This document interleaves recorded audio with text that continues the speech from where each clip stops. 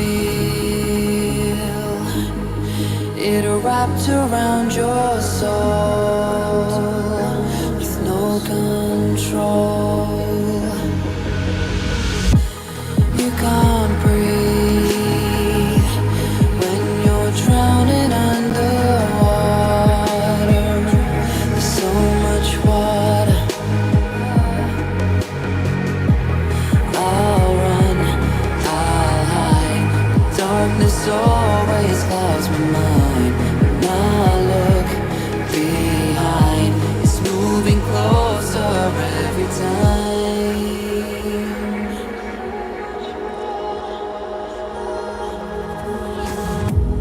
I can't pretend that I have a strong defense. This darkness is your friend. You get me till at the end.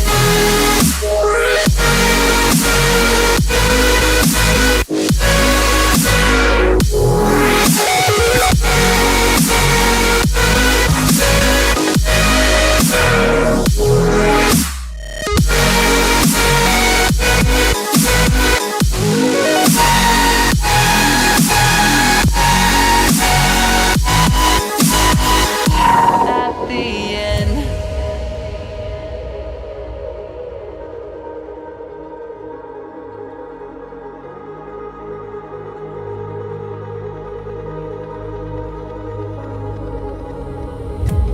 Can you feel it wrapped around your soul with no control? You can't breathe when you're drowning underwater. There's so much water. I can't pretend that I have a strong defense. This darkness for your friend. You get me in the end.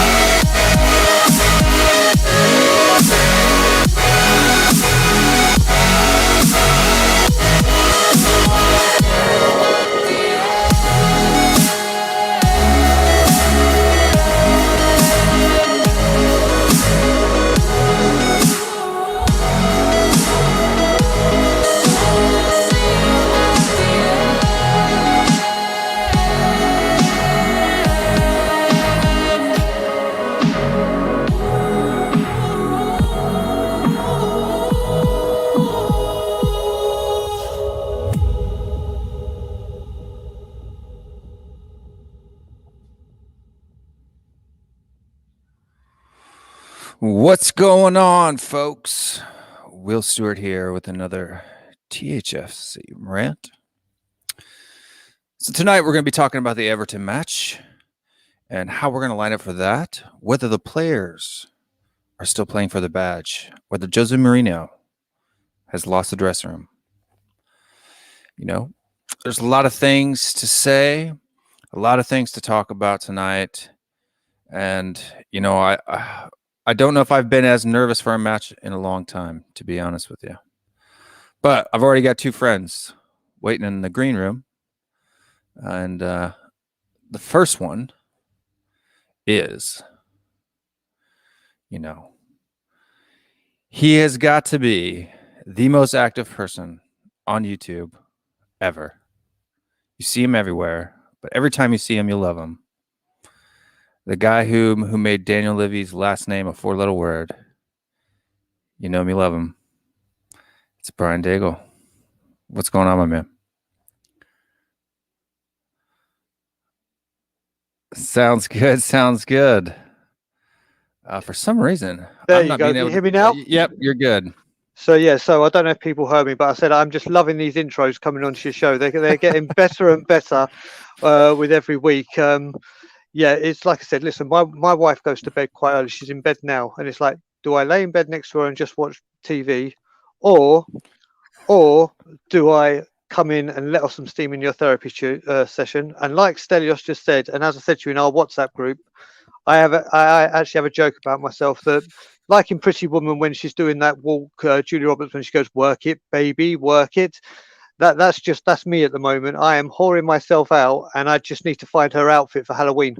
You are, man. It's admirable. It's admirable to see you. Every time I turn on my phone or somebody, I see your face in a live stream, and it's not something that I feel bad about. I mean, or that I'm disappointed for. I mean, a lot of your content, a lot of things you say tend to be, entertaining to say the least, and well spoken and well said. Well spoken. I wouldn't know. I wouldn't say well spoken. Entertaining, yes, but you know what it is as well, Will? It's all supporting this great community we've got, and at the moment, through personal circumstances, I'm not working, so to while away the time, why not come on and support everyone, and especially your great show, which I just love, because like I said, I can be unfiltered. Yeah, it's great. It's great. I appreciate that. But also, we probably have the number 2 most seen Canadian on Spurs YouTube. The man who finally got his kids to sleep. Cody Mack. Cody, What's I haven't going seen on, you. guys? I haven't seen you for 2 days. I was getting the shakes. Withdrawals. Cody Mack, Yeah. Mack withdrawals. Exactly. The cardboard, good vintage cardboardio today. Yeah, a little Pinot cardboardio. You know me. And the other guy who never sleeps, he's always around. You see him in every chat, but he only graces us with his voice. Oh, he's gone. He was here, and then he disappeared. I scared him off, Mr. K. You gave him a complex. Yeah. Oh, there he is. He's back. He's back. Mr. K, what's going on tonight, my friend? Hi, guys. That was a very short introduction for yourself. Mr. K's down. Are you down and out, Mr. K? Is this what the club has brought you to? Fine, I've just been trying to charge my headphones and. I got you. I pulled you in too fast. Is that what it was?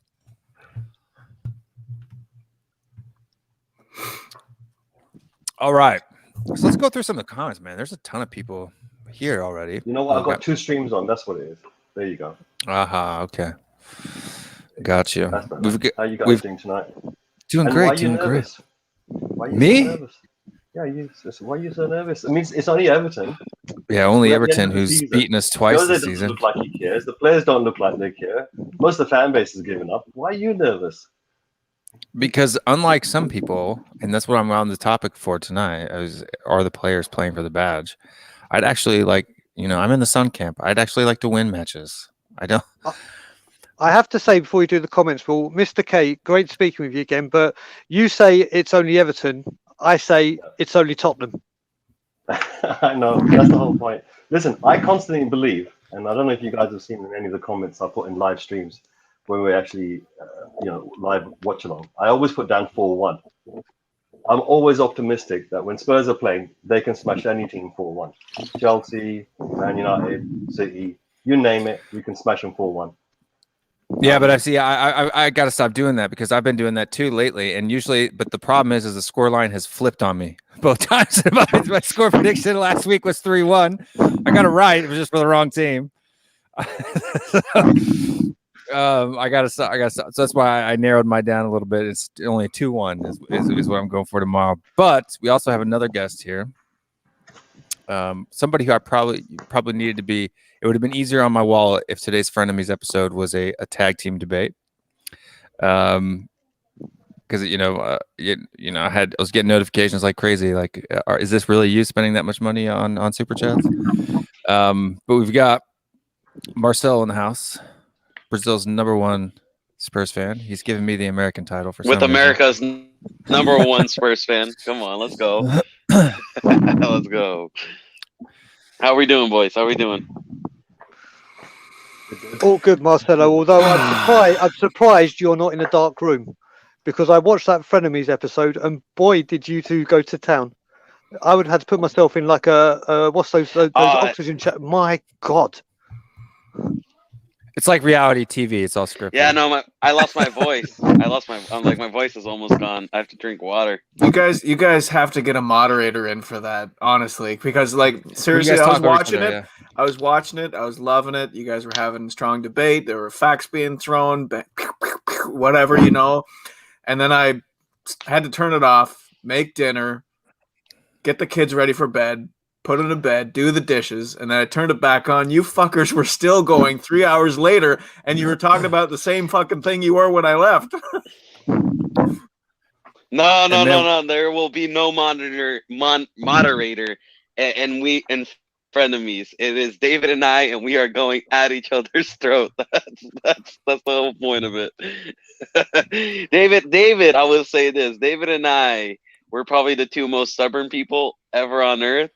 So, whenever there's a debate of who wins, you guys are just gonna have to figure that out for yourselves, because neither one of us will ever admit. Yeah, I think the content becomes irrelevant, and you're just so stubborn. It's like, right, I'm winning this. I can't even remember what the argument was about. I'm just going to win it. I think we have a lot of stubborn people in this fan base. Actually, Marcelo, you should watch the debate we had about trophies, and I don't want to reignite the debate, but he's already in the chat. Trophies versus top four, because it's definitely like it was epic debate. I really depends enjoyed what trophies it is. See, domestic cups. But like, I don't want to talk about that, because we spent like 2 hours talking about it the other day, and it's okay to have differing opinions. It's okay to agree to disagree, But it was good, healthy debate and good fun.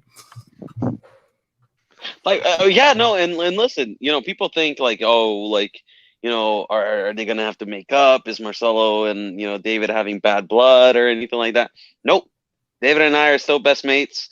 Literally right after everything ended, we're like, awesome debate, you know what I mean? I'm right, but you're wrong, you know what I mean? We'll still never admit that one of us is right, but we're still mates every day, man. But like, we can go at each other. I love it. We've also got another guest in the house who's taking a play out of let's go. Out of Danny's playbook, and Andre's here in the stream. He's got the hoodie up in the computer chair with the backlights. What's going on, man? Hi, it's good to be on here finally. Yeah, good to be on, man. Not hiding out in your bathroom anymore. That's good. I appreciate that. Yeah, finally it's quiet in here, so I was able to get on my computer. No, that's okay. It gets noisy in my house too. Actually, there's a lot of noise in the background. If it gets too crazy, let me know and I'll mute myself. But this mic is it's pretty good at blocking out background noises. So, other than my son ringing the doorbell today, that was fun. I was like, do I just like because I was on by myself, so I'm like, do I just let dead airspace for like 2 minutes while I go let him in, or do I end the stream? And since I'd already been on for an hour, I was like, I'll just kill it. It was hilarious. You could definitely hear the doorbell going off in the ding, ding, ding, ding. It was fucking hilarious. He was going nuts. I'm so happy that you said you cut the stream short and went and let your child in, because if it'd been a different answer, you might have had. He's old enough to sit outside for a little bit and wait. What would Oli have done? What would Oli have done? Not feed him. Well, well, did you see the whole thing with DT? He literally would skip his son's birthday just to watch an Arsenal game. Yeah. I don't know if you guys ever saw that on the EFTV. He's like, yeah, I skipped my son's birthday just to watch this shit. Well, I mean, there goes Dad of the Year. I kind of had a story like that, because I always said to my wife, Spurs Arsenal, I don't miss the game. If it comes on your birthday, blah, blah, it won't come on our anniversary because it's out of the summer. And she said, Brian, just what happens if we're pregnant and I go into labour and it's Spurs Arsenal? And I was like, you know what? I'll just come in, I'll bring my tablet, I'll disconnect one of the machines and just plug in my charger and off we go. So yeah, but no, obviously, I wouldn't do that. But yeah, it's when you say missing your son's birthday, yeah, I wouldn't go that far. Yeah, so Listen, well, you know, I all was of my- saying it's only it wasn't even a big game. you know, I was saying it's only Everton. What I meant was that it's not Man United. The biggest problem we have is in the second half or the latter half is, you know, Mm. they Yeah, seem but to- where did they they seem get to us the lose first it. time around? And where did they They get seem us to in lose the it, and- FA Cup? But the main thing is that the biggest thing we always go on about is the centre pair, you know, the centre back pairing. When we see a good centre back pairing, we get confident. When we don't, we start to get nervous. We saw Dyer last week and we got nervous, and then Dyer did what he did. Yeah. I watched those goals again, the ones we conceded, and I realized that it wasn't just Dyer. There were other players that were ball watching. There were other players that just went back to their formation but weren't tracking the other players that were coming into through their space. And they were stopping short. Rodon, for example, he could have tracked back with Fred. And it ended up being two Man United players versus our goalie and Dyer. Yeah, And but I Mr. think in K, that- what? Sorry, well, go on. No, I was thinking in that Fred goal too, wasn't Hoiberg like really deep, like even deeper than the two center backs? When we scored a goal, Yeah. he was a centre back.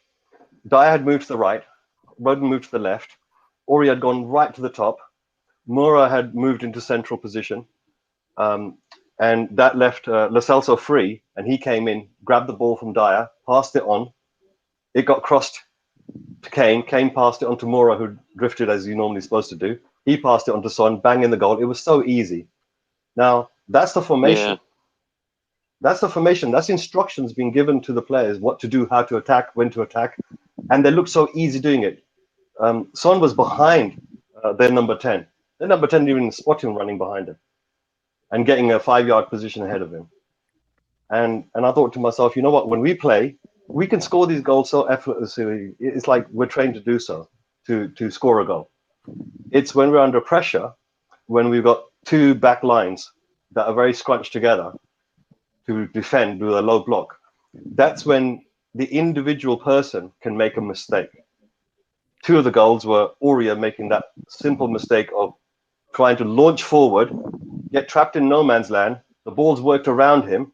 Now there's a hole in our back line, and that's exactly where they attacked from, the hole. We can look at Dyer and say, oh, he's not reaching across fast enough. But at the end of the day, you know, he wasn't just the back line. So yeah, he I does think like to the a certain ball watch degree- though. So I think to a certain degree that Yeah, he's a shitty Jose ball knows watcher. his defensive positioning. He knows how to defend.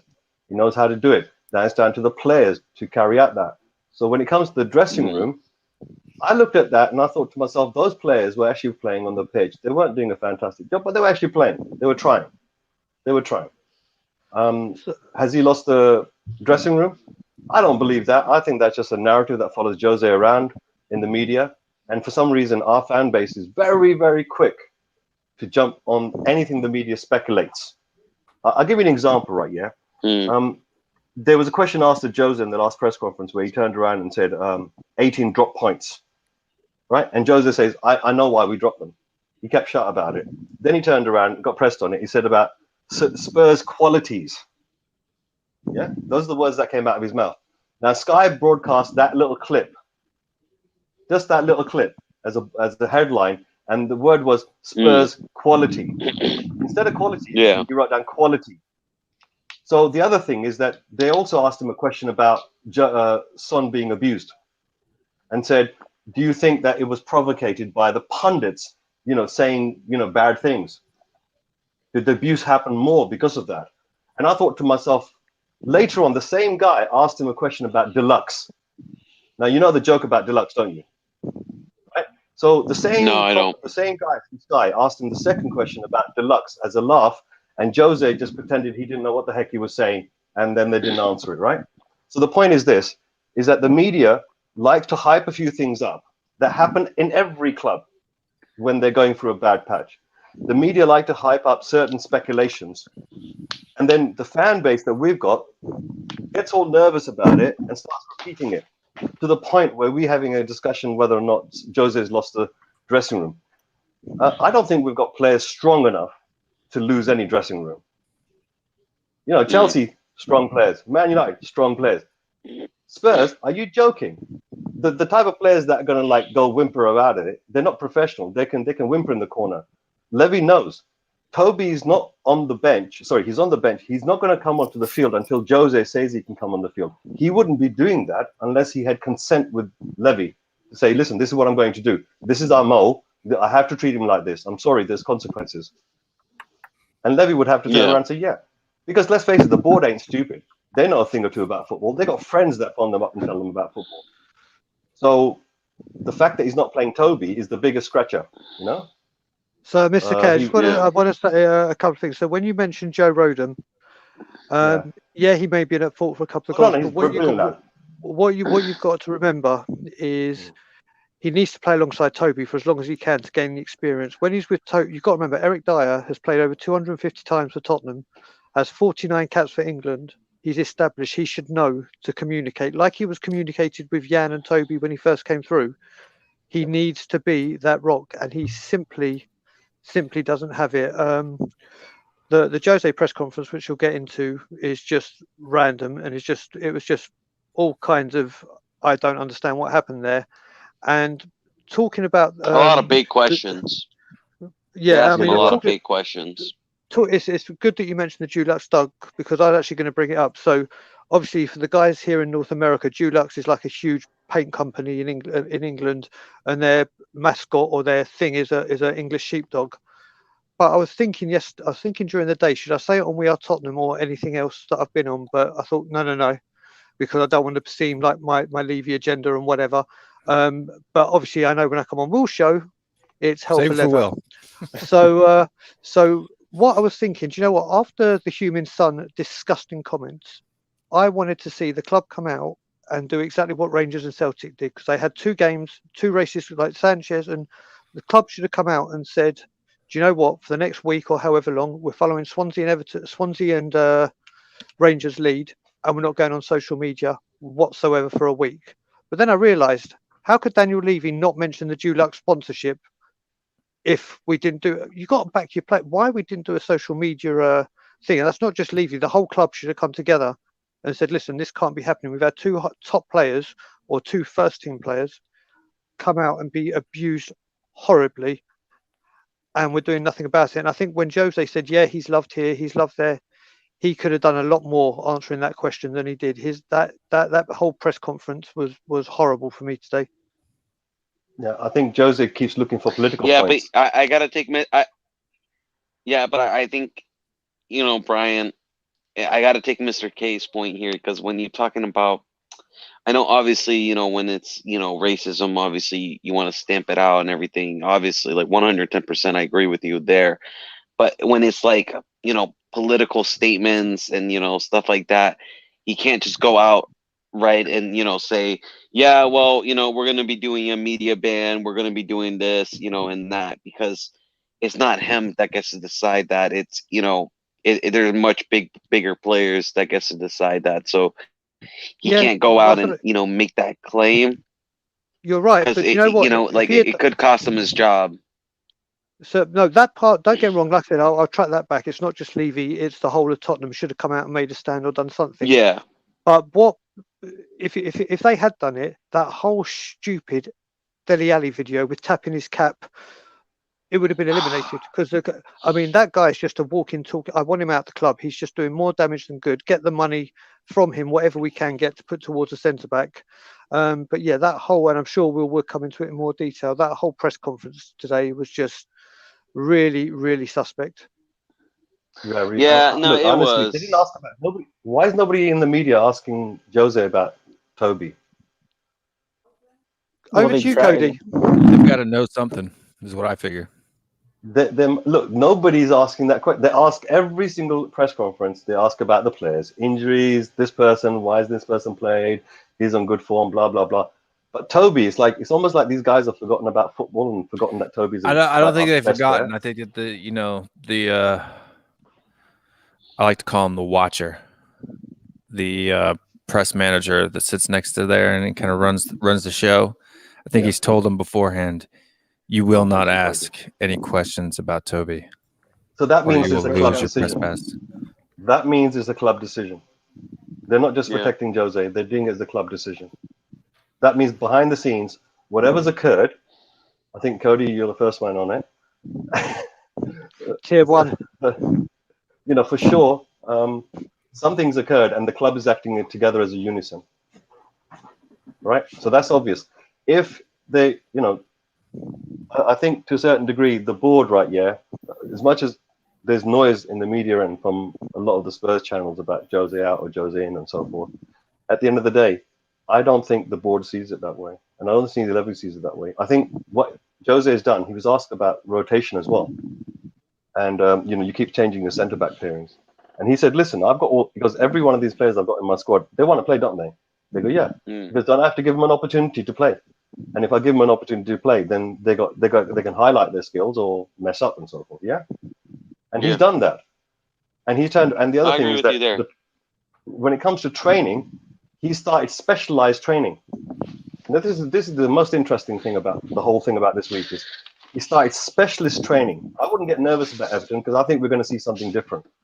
He's called in the youth squad and he's got the 22-man squad separated into little groups, and he's using the youth squad to fill in so that they can do specialist training for those individual groups. You know, like when you have 2s and 3s on the pitch, they act together. So he's been doing that type of training on the pitch with them, which I find interesting because he said that basically there's qualities inside the squad that he can't talk about. That means the board knows about it, Levy knows about it, he knows about it, and we know about it. Correct? So everybody knows. This elephant is in, you know, it's no longer like no one knows anymore. They all know. So the question now comes down to is, you know, we keep thinking, oh, he's losing the dressing squad. But the reality is, Marcelo, turn your microphone off. Oh, my bad. Okay, so basically, we're thinking he's losing the dressing room. And the point is, we've got to force some of these players out anyway. Look, Delhi, right, yeah, for 2 years, come on now. You can't keep turning your nose up, Delhi. You can't keep doing that to us all the time. We're not blind. We can see when you're playing and we can see when you're not playing. It's that simple. If he's got ambitions to leave because he's had enough, then, you know, someone like Jose can spot that. Has Jose treated him badly? And the answer is not really. If you've got all these other attacking players and you want to move the ball quickly, when you do get the ball, you want to move it quickly, because that's what they did. That first goal that we scored against Man United, that was over in like 5 seconds, from the back to the front. Boom, boom, boom. And so before we go any deeper, let's just kind of go around the room. I know a lot of people are mic'd and cammed out right now, but on this players playing for the badge thing, right? And this kind of goes in part and parcel with what you're saying, Mr. K, is if there are players who really love the club, regardless of who the manager is, shouldn't they be trying to win matches for the sake of the fans? You know, the people that actually pay their wages. You know, the boss behind the boss. Oh, I wish it was like that. Oh, I wish it was like that in football nowadays. Because I mean, the performance that I'm seeing and the attitudes that I'm seeing, especially out of this is what makes it the most disappointing, is and the man is here. The man is here. But I think that Irish Hotspur. Yeah, the man who started it all, Harris Army. But yeah, the thing that really gets my goat is the players that supposedly have come from the academy or started playing for us at a really young age are the ones that we're having, minus Harry Kane, obviously, are the ones that we're having the problems with. Is it not? I mean, right now, Harry Winks. I mean, Delhi's not youth trained with us. He came from a different youth academy. It's only Winks. Who else is there? Yeah, but Delhi. But I think Will's point is Delhi practically grew up with us. You know what I mean? Like he came here as a young lad. He had no name. We kind of built him up. Come on, you know. You remember 2 years ago? His name was being linked with Real Madrid.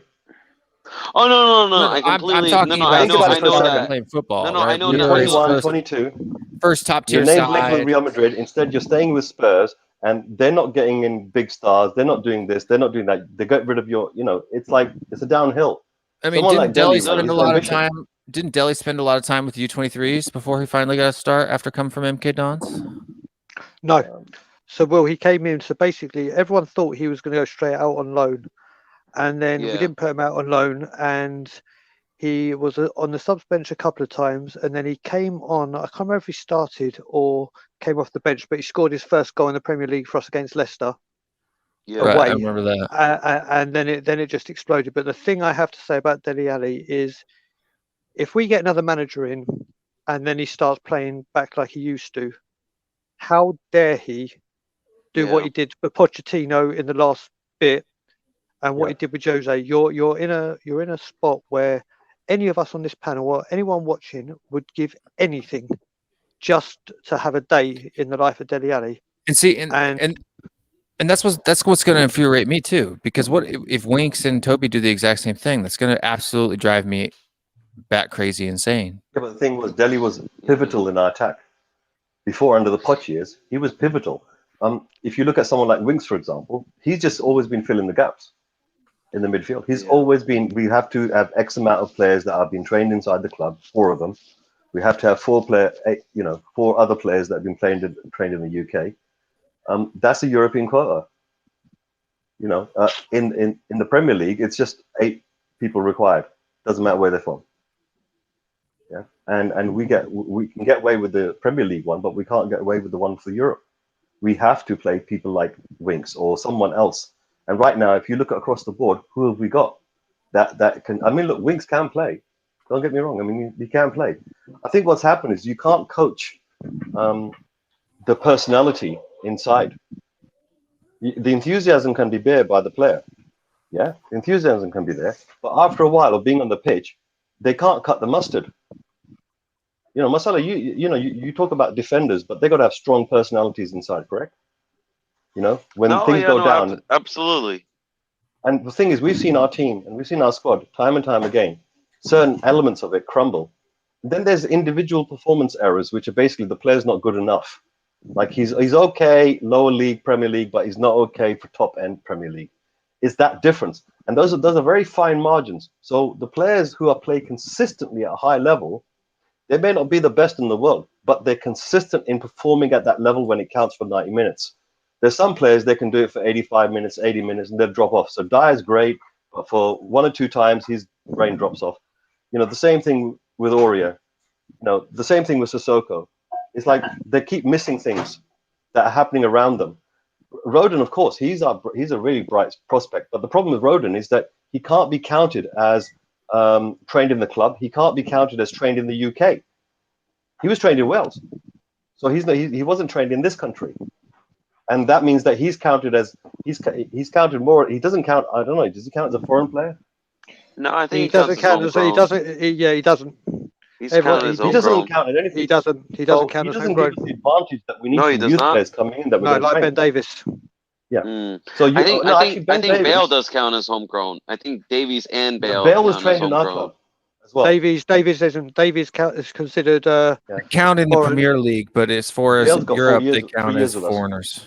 Same Gareth Bale, like you said, Marcelo, like you said, Gareth Bale, I believe, because he was Gareth Bale is trained in because he was Southampton. Yeah, he's Southampton trained. So the thing is, we have to play certain members of our youth team and youth squad into our squad. We have to bring them in. Now, we lost Rose.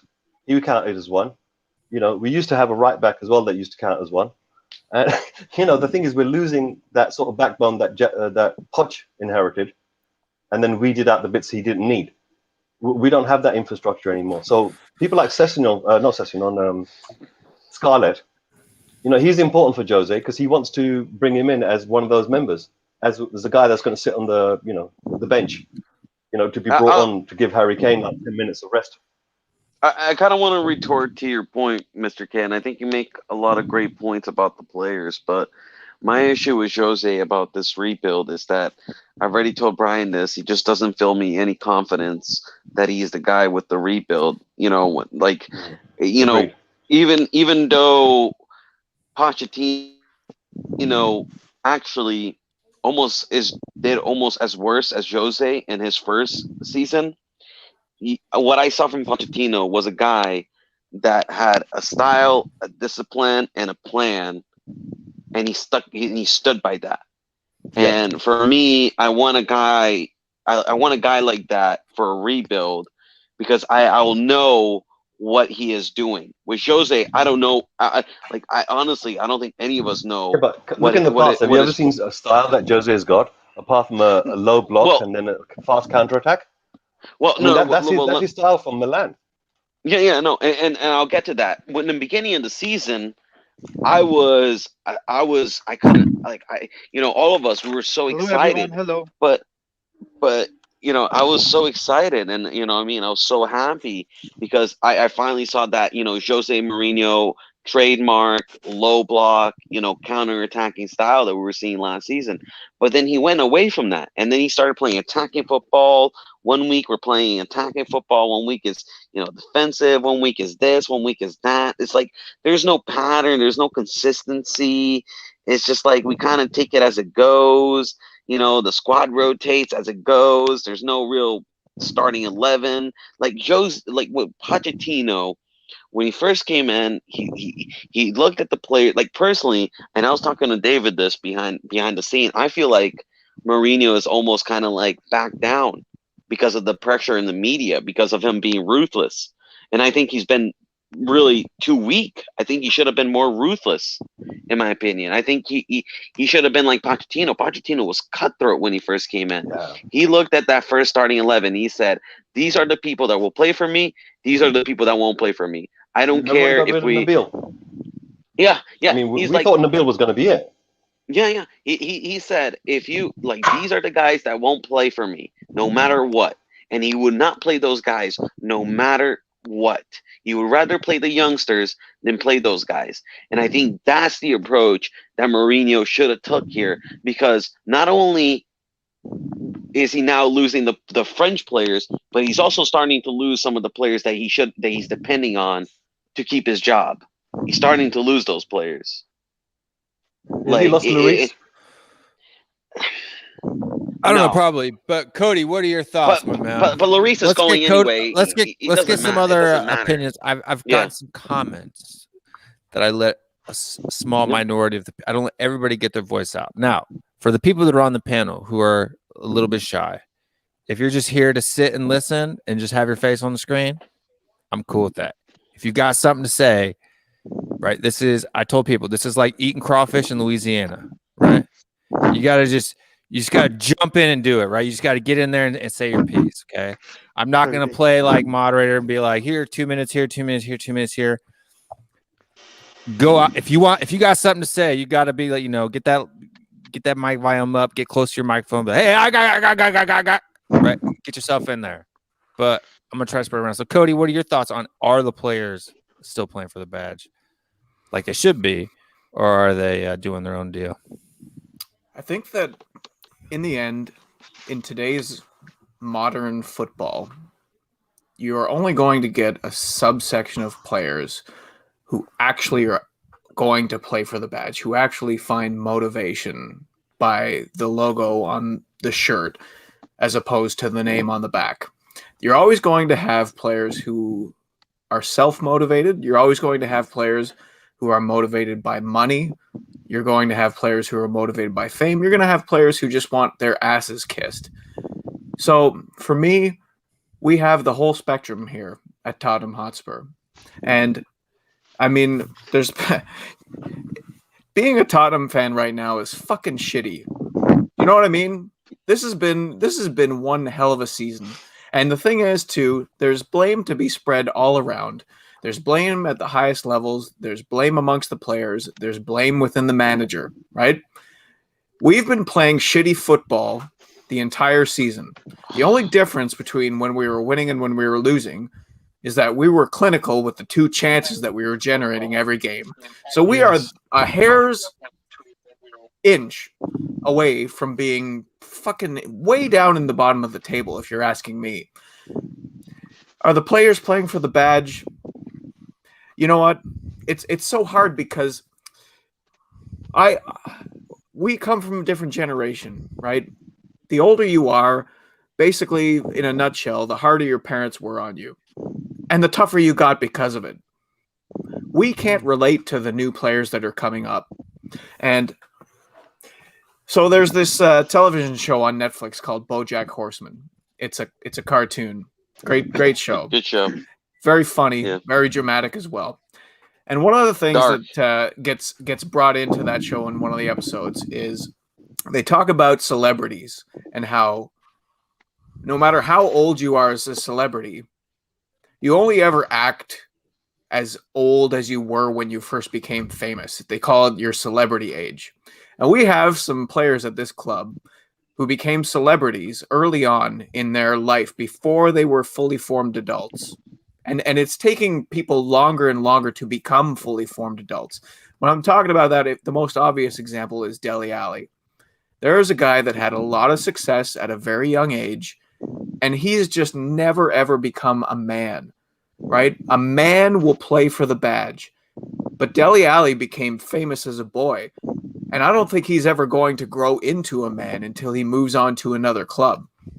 So it's really difficult to say because playing for the badge, it's like a whole spectrum that covers every player that we have, and it means something different to every one of them.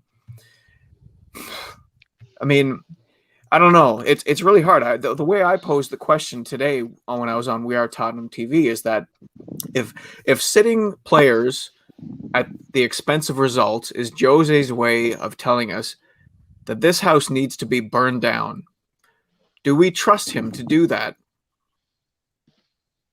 You see, I would trust him if he was consistent about it, Cody. Like, the thing is, Pochettino made it clear who were the bad apples and who were the good, who were the players he wanted to keep and who were the players that were toxic. Because he made it clear from day one. But the thing is, 1 week he's freezing out Dyer.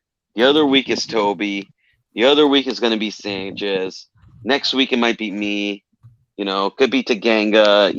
Could be all. I mean, he's got good reason never to freeze out Dyer and Sanchez, though, right? I mean, nobody's arguing. No. He has good reason, but the thing is, I know, as a fan, I know, I'm gonna sound hypocritical, right? But as a fan, obviously, when a player is shit and bad, you're immediately, your process is he can never play for the club again.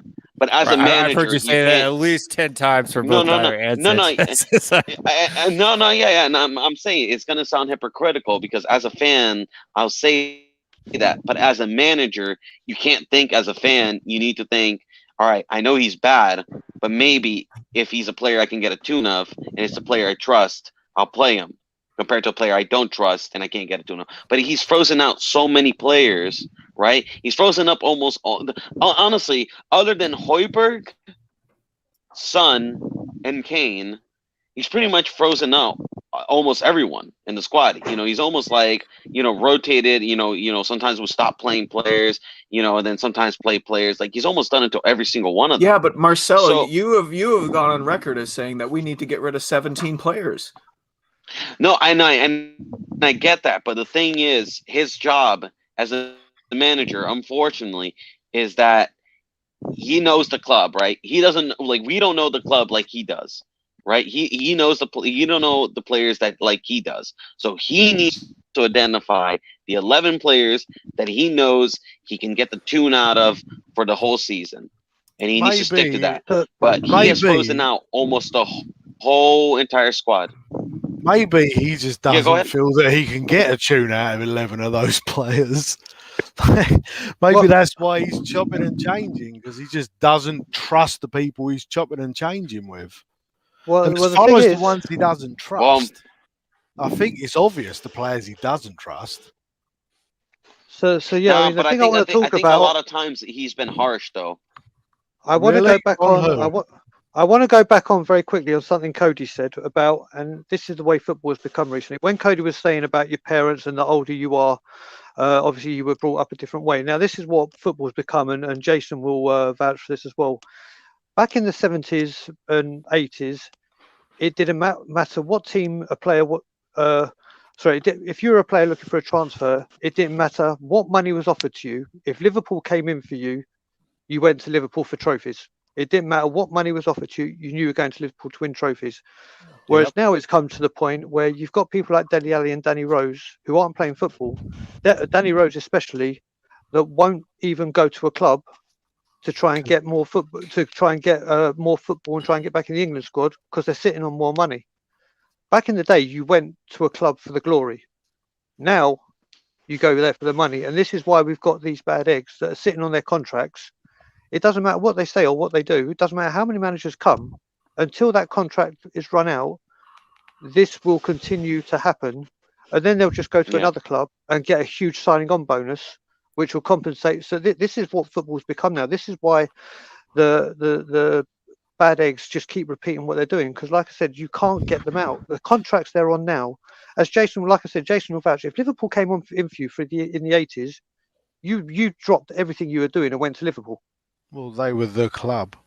Exactly. And that's when you could only have 12 people on. You could only have like 2 or 3 substitutes. You're going to love what I'm going to say, though. Go on, Jay. Really? Well, you're not going to, but you will in the end. Arsenal actually did something right in that regard.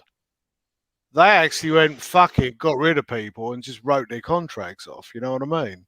Like 2 of their bad eggs. And the bit you're going to like, the problem is fucking Levy won't do it. He should have done that with Rose at the beginning of the season. Paid him off and fucked him off. Just get him out of the club. Well, that's where his ego comes in. Yeah, Jay, but I would say he wanted his full contract and he wouldn't haggle with anything. And then I don't care. Pay him off and get rid of that bad smell he's leaving at the club. Exactly. But I would say this with I think also Arteta does not get enough credit for that as well, because he came to the club and just as a worse position as Jose did. Oh yeah, believe it or not. No, hold on a second. He came in the club. Go on. Sorry. That what?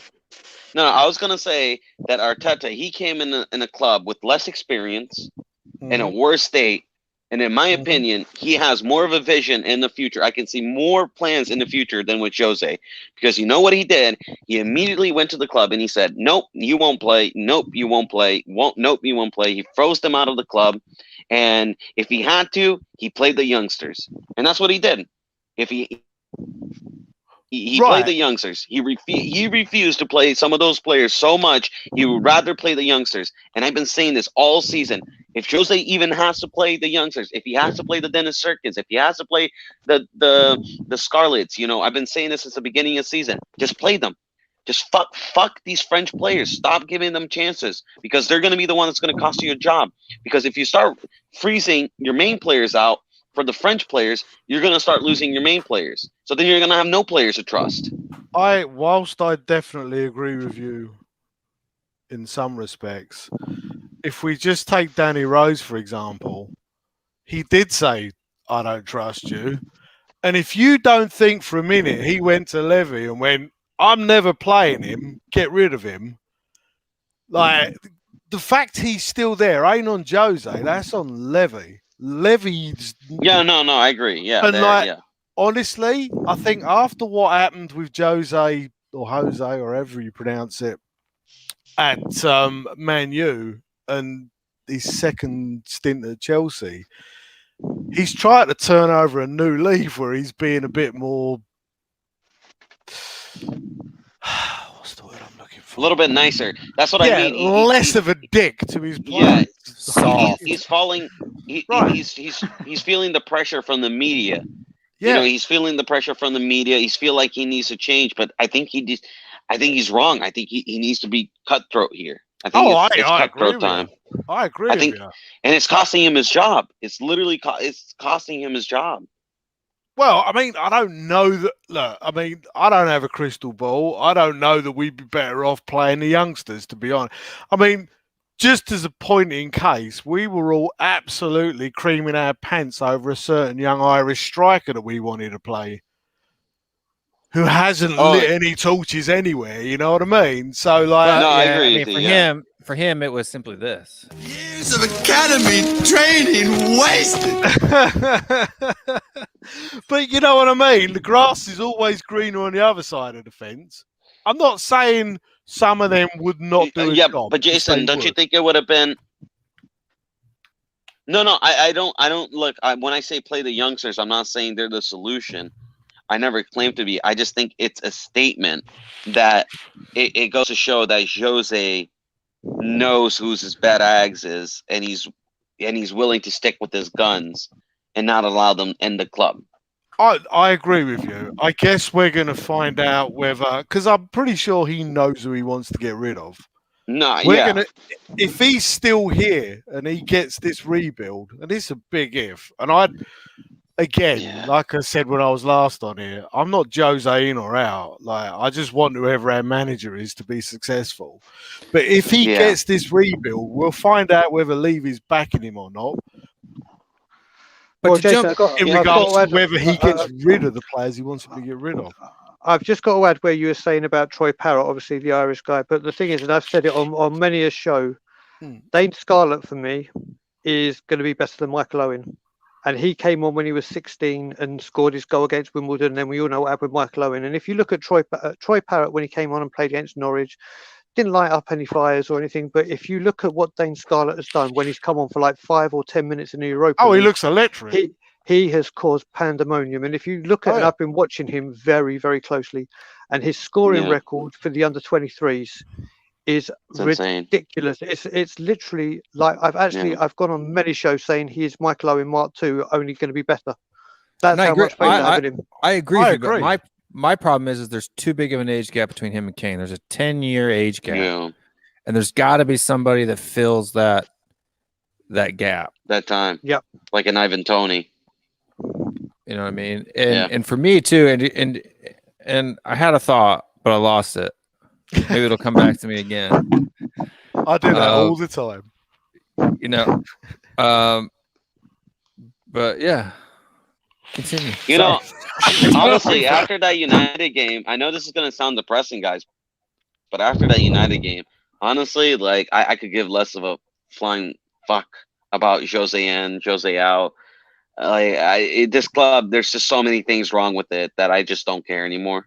Like, honestly, I'm getting to a point, like, I'm getting numb to, like, a lot of this pain. You know what I mean? Like, I just want something, like, to just change. And whether Jose stays or goes or anything, it's just like... I mean, I listen to a lot of Tottenham podcasts, as I'm sure everyone does, like, when I'm driving around on my job. And, like, a few of them are, like, really blaming Jose. They're like, he should be able to coach those defenders to be better. But, like, let's get it right. If a fucking horse can only run at, like, half speed and that's all it's got, it ain't going to win a Grand National. Should we be drawing Newcastle with the squad we have? Yeah, we shouldn't. No, like, where I blame him, and this is where I blame Jose, we should just be going out there and fucking playing to our strengths, which is attacking. Because I don't think we can't defend for shit. I said exactly the same. I said we should do the Ozzy Ardiles famous 5.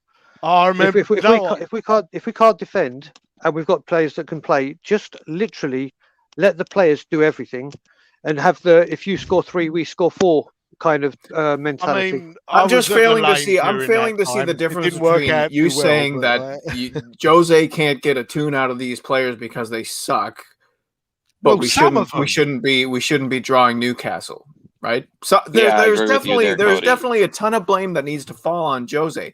And to me, it's like we're trying to fit a square peg in a round hole, because Jose is meant to be at the steering wheel of a Lamborghini, and we are fucking chitty bang bang. We really are. There's too many problems for this manager to cope with right now. He is not used to trying to bake bread without flour.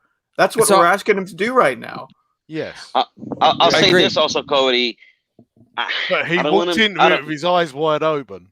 Yeah, I also don't... Who he was getting. I don't want to harp on it too much, but I also think the performances, like I always keep saying, it's very uninspiring. Like, when we play top teams, we don't just lose, we get absolutely, like, drilled. And when I say drilled, like... It's almost embarrassing, like Liverpool, right? When they beat us 3-1 at home, that was the most embarrassing game I've ever seen. Like, we got drilled. Yeah, and then they went and lost to like freaking Brighton and Fulham, you know, and all these other team from Croatia that we got fucking slaughtered by. Yeah, right. But like, then under Poch, like, although they were a good team, like I remember we got annihilated in the Champions League as well. I mean, like by who? Right. Granted, they're a good team. One of the best teams in England, who also annihilated, Barcelona. Like that can happen with anyone. But this is a team that just come off of being in the fucking final of the damn competition. We shouldn't have been getting drubbed 7 by anyone. So I'll tell you what it is, Jason. Could drill 7 to anyone. What it is as well, and I think, Cody, correct me if I'm wrong, I said it on Bob Spurs' show. I think when Jose Mourinho took over and he said, you know what, I've got these players and I think I can do stuff with these players, I honestly think that technically on a football level, when you look at their football skills, take everything else out of the equation, I honestly thought, yeah, do you know what, he probably could. But what Jose Mourinho wouldn't have known before he came in is the mentality of these players. So I just think when Jose came in and he was saying all the things that we wanted to hear, knowing everything we know about Jose Mourinho, right? All the things that we would fear would happen, the poison, the toxicity. He was just trying to like reassure us to say, oh, I'm not that guy anymore. Like, if the players are who they are, and they were these players when he came in, and he knew that, what would we have said about Jose Mourinho if he came in firing bullets and saying, yep, you're done, you're done, you're done, you're shit. I like you, but you're shit too. You know what I mean? It was more, I think that statement gets used way too much. And I don't think he honestly was believing that himself. I think it was just a PR stunt. It was like, look at me. I'm a brand new man. I'm not going to create problems in the dressing room. I'm not going to be a liability in the media. Well, what do we have on our hands now? We have a classic fucking Jose meltdown occurring right now. Right, but yeah, we do. Are we though? Yeah. Like, for real. This is are we having a toxic for Jose? Is it that toxic? I mean, I saw an interview with Juan Foyth. I read an interview with Juan Foyth, who, if anyone would have cause to complain about Jose, he's one of them.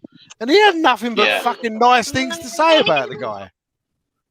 Nothing but nice things to say about him. Of course he can say nice things. He's out having great success at Villarreal. He's loving it. Right. Why would he want to rock the boat? Why would he want to? What does Juan Foyth gain from saying, Jose Mourinho is a fucking asshole? Absolutely nothing, right? But what did he lose? That's just a standard professional answer to a question. Listen, I'm just going to say this, guys. I just saw that, Arsenal also got to a semifinal. If they win the Europa League, and forget Europa League. If we lose to Everton and Arsenal beat Fulham, they're 1 fucking point behind us. Yeah, and this is one of the worst Arsenal squads I've ever seen. Like, if they win a trophy or they finish above us, I honestly might stop watching football. Honestly, they do both, Marcelo. I know. I have to Brian. I'm gonna stop watching football because I can't stop supporting Spurs. So I'm just gonna have to stop watching football. And this is what makes me mad. Hold on. This is what makes me mad. And I remember what I was gonna say. Right. Here we go. Is it a cultural thing? Like, are there some cultures that just have more man smell than others? I mean, like, if you look at Højbjerg, right? Mm-hmm. He didn't come through our academy, but he's willing to go out there and step on people and put heart into every single match. And if it's not for the badge, at least it's for himself and his own pride. Well, that's right? a mentality thing. Like my son, he doesn't like his club or his, coach or anything like that. But when he gets out in the field, he hates losing just as bad. He never wants to lose a match. Mm-hmm. You know what I'm saying? He gets mad, screams at people and tells them to, push it up. When we're down 3-0 or something like that, he's the only one that's still there. Play like it's 0-0, boys. Play like it's 0-0. Right? Like, I don't understand why people are out here having, sword fights in the restroom about, what they're going to do. You got Jose having a sword fight with Toby, and you got other players having sword fights with Jose. And I'm like, come on now. Right. Don't we care about winning anymore? Yeah. Like if you're going to ask the players whether or not they're going to play for the badge, doesn't it make sense to ask Jose whether or not he's going to manage for the badge too? Like, who is it up to swallow their pride? I think it's both. Put the best fucking team that can win the football game. I'm not gonna lie, Cody. I got really upset with those comments about the whole like, oh, like they don't question, NASA, scientists, I play for the Marinistas or whatever. I don't look down like, at the table. Look at that fucking comment. You could look at that as the turning point of our whole season. When we were going into the North London Derby in March, everyone was feeling great. We were going to smash those motherfuckers. And what does he do? He goes out there and he gives them whiteboard material to put up and say, oh, look what they think of us. They smashed us. They smashed us without their captain. It was fucking pathetic. And Cody, whose fault is that? You know the worst thing about that, Cody, and it got me even more wound up, is when West Ham went for the jugular and went 3-0 up. All right, they got a draw, but then Liverpool went there and they went for the jugular. And it's like literally for those few games where we were on a great run with Bale playing brilliant, with Palace, Burnley, I can't remember the others, that we Fulham, we got a win out. I can't remember the other one. Brighton. Off the top of my head. Bright, there we go. And you think, right, okay, we finally have some kind of understanding. We've kind of got a team put together. Bale's coming into form just at the right time. Let's go for the goddamn jugular. It was all there for the taking. It was all there. And then for some reason, we did that. And then what made it worse is when you saw the Newcastle game, and this is a manager that's coming, not Newcastle, sorry, week at Man U. When you have a manager that's saying, I don't tell the players to defend, I don't tell them to sit back. Well, what kind of message does it send out at 61 minutes when it's 1-1 and you swap yourself for Sissoko? This is what I mean. This is what I've been saying. This is what I've been saying, Brian. Like the performance is in the pitch. Like people who keep saying, "Oh, but he told the defense not to, like the people not to defend." Like it doesn't matter what you tell them. It's your actions that shows it. It's the performances on the pitch. Thank you, Brian. Well, also when you go 2-1 down and you need to win the game, not get a draw, you don't bring your bloody striker on. Put Vinicius on, play 2 up front, and just literally, we need to get a win. Just go for it. The only way that I'm able to reconcile what is going on to our football club right now in the context of this season is to accept our fate that we are completely fucked at the moment. In my mind, we are already finishing lower than Arsenal in the table. Oh, that is something that we haven't even been able to fucking conceptualize until the last 2 weeks. We got owned by a goddamn sheepdog today on social media. Yep. What is happening with our club when our own sponsors are bantering us on Twitter? And instead of coming out and saying, like, you tell me, Will, if this would have happened in the States or in Canada, in North American sport. Okay, so we announce a partnership with Dulux Paints that you're gonna be our official paint partner. We're gonna paint Tottenham Hotspur Stadium lily white with Dulux Paint. And 10 fucking minutes after we announce that account is bantering us for not having trophies. That account is treating us like it's run by an Arsenal fan. You tell me, Will, what would have happened? What would have happened?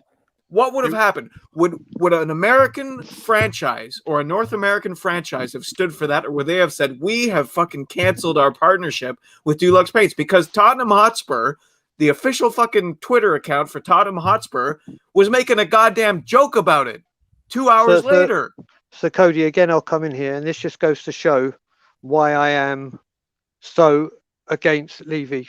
And it's because of things like this. Now, I can tell you now, and again, Jay will be able to back this up. I can guarantee you, not one person back home is saying, do you know what? I have to go buy Dulux for my paint now because they're the official sponsors. I mean, who gives a fuck about the who in their right mind goes, Dulux, the official paint of top? What the fuck has that got to do with anything to do with the club? Other than revenue. It's revenue, and guess where that revenue's not going?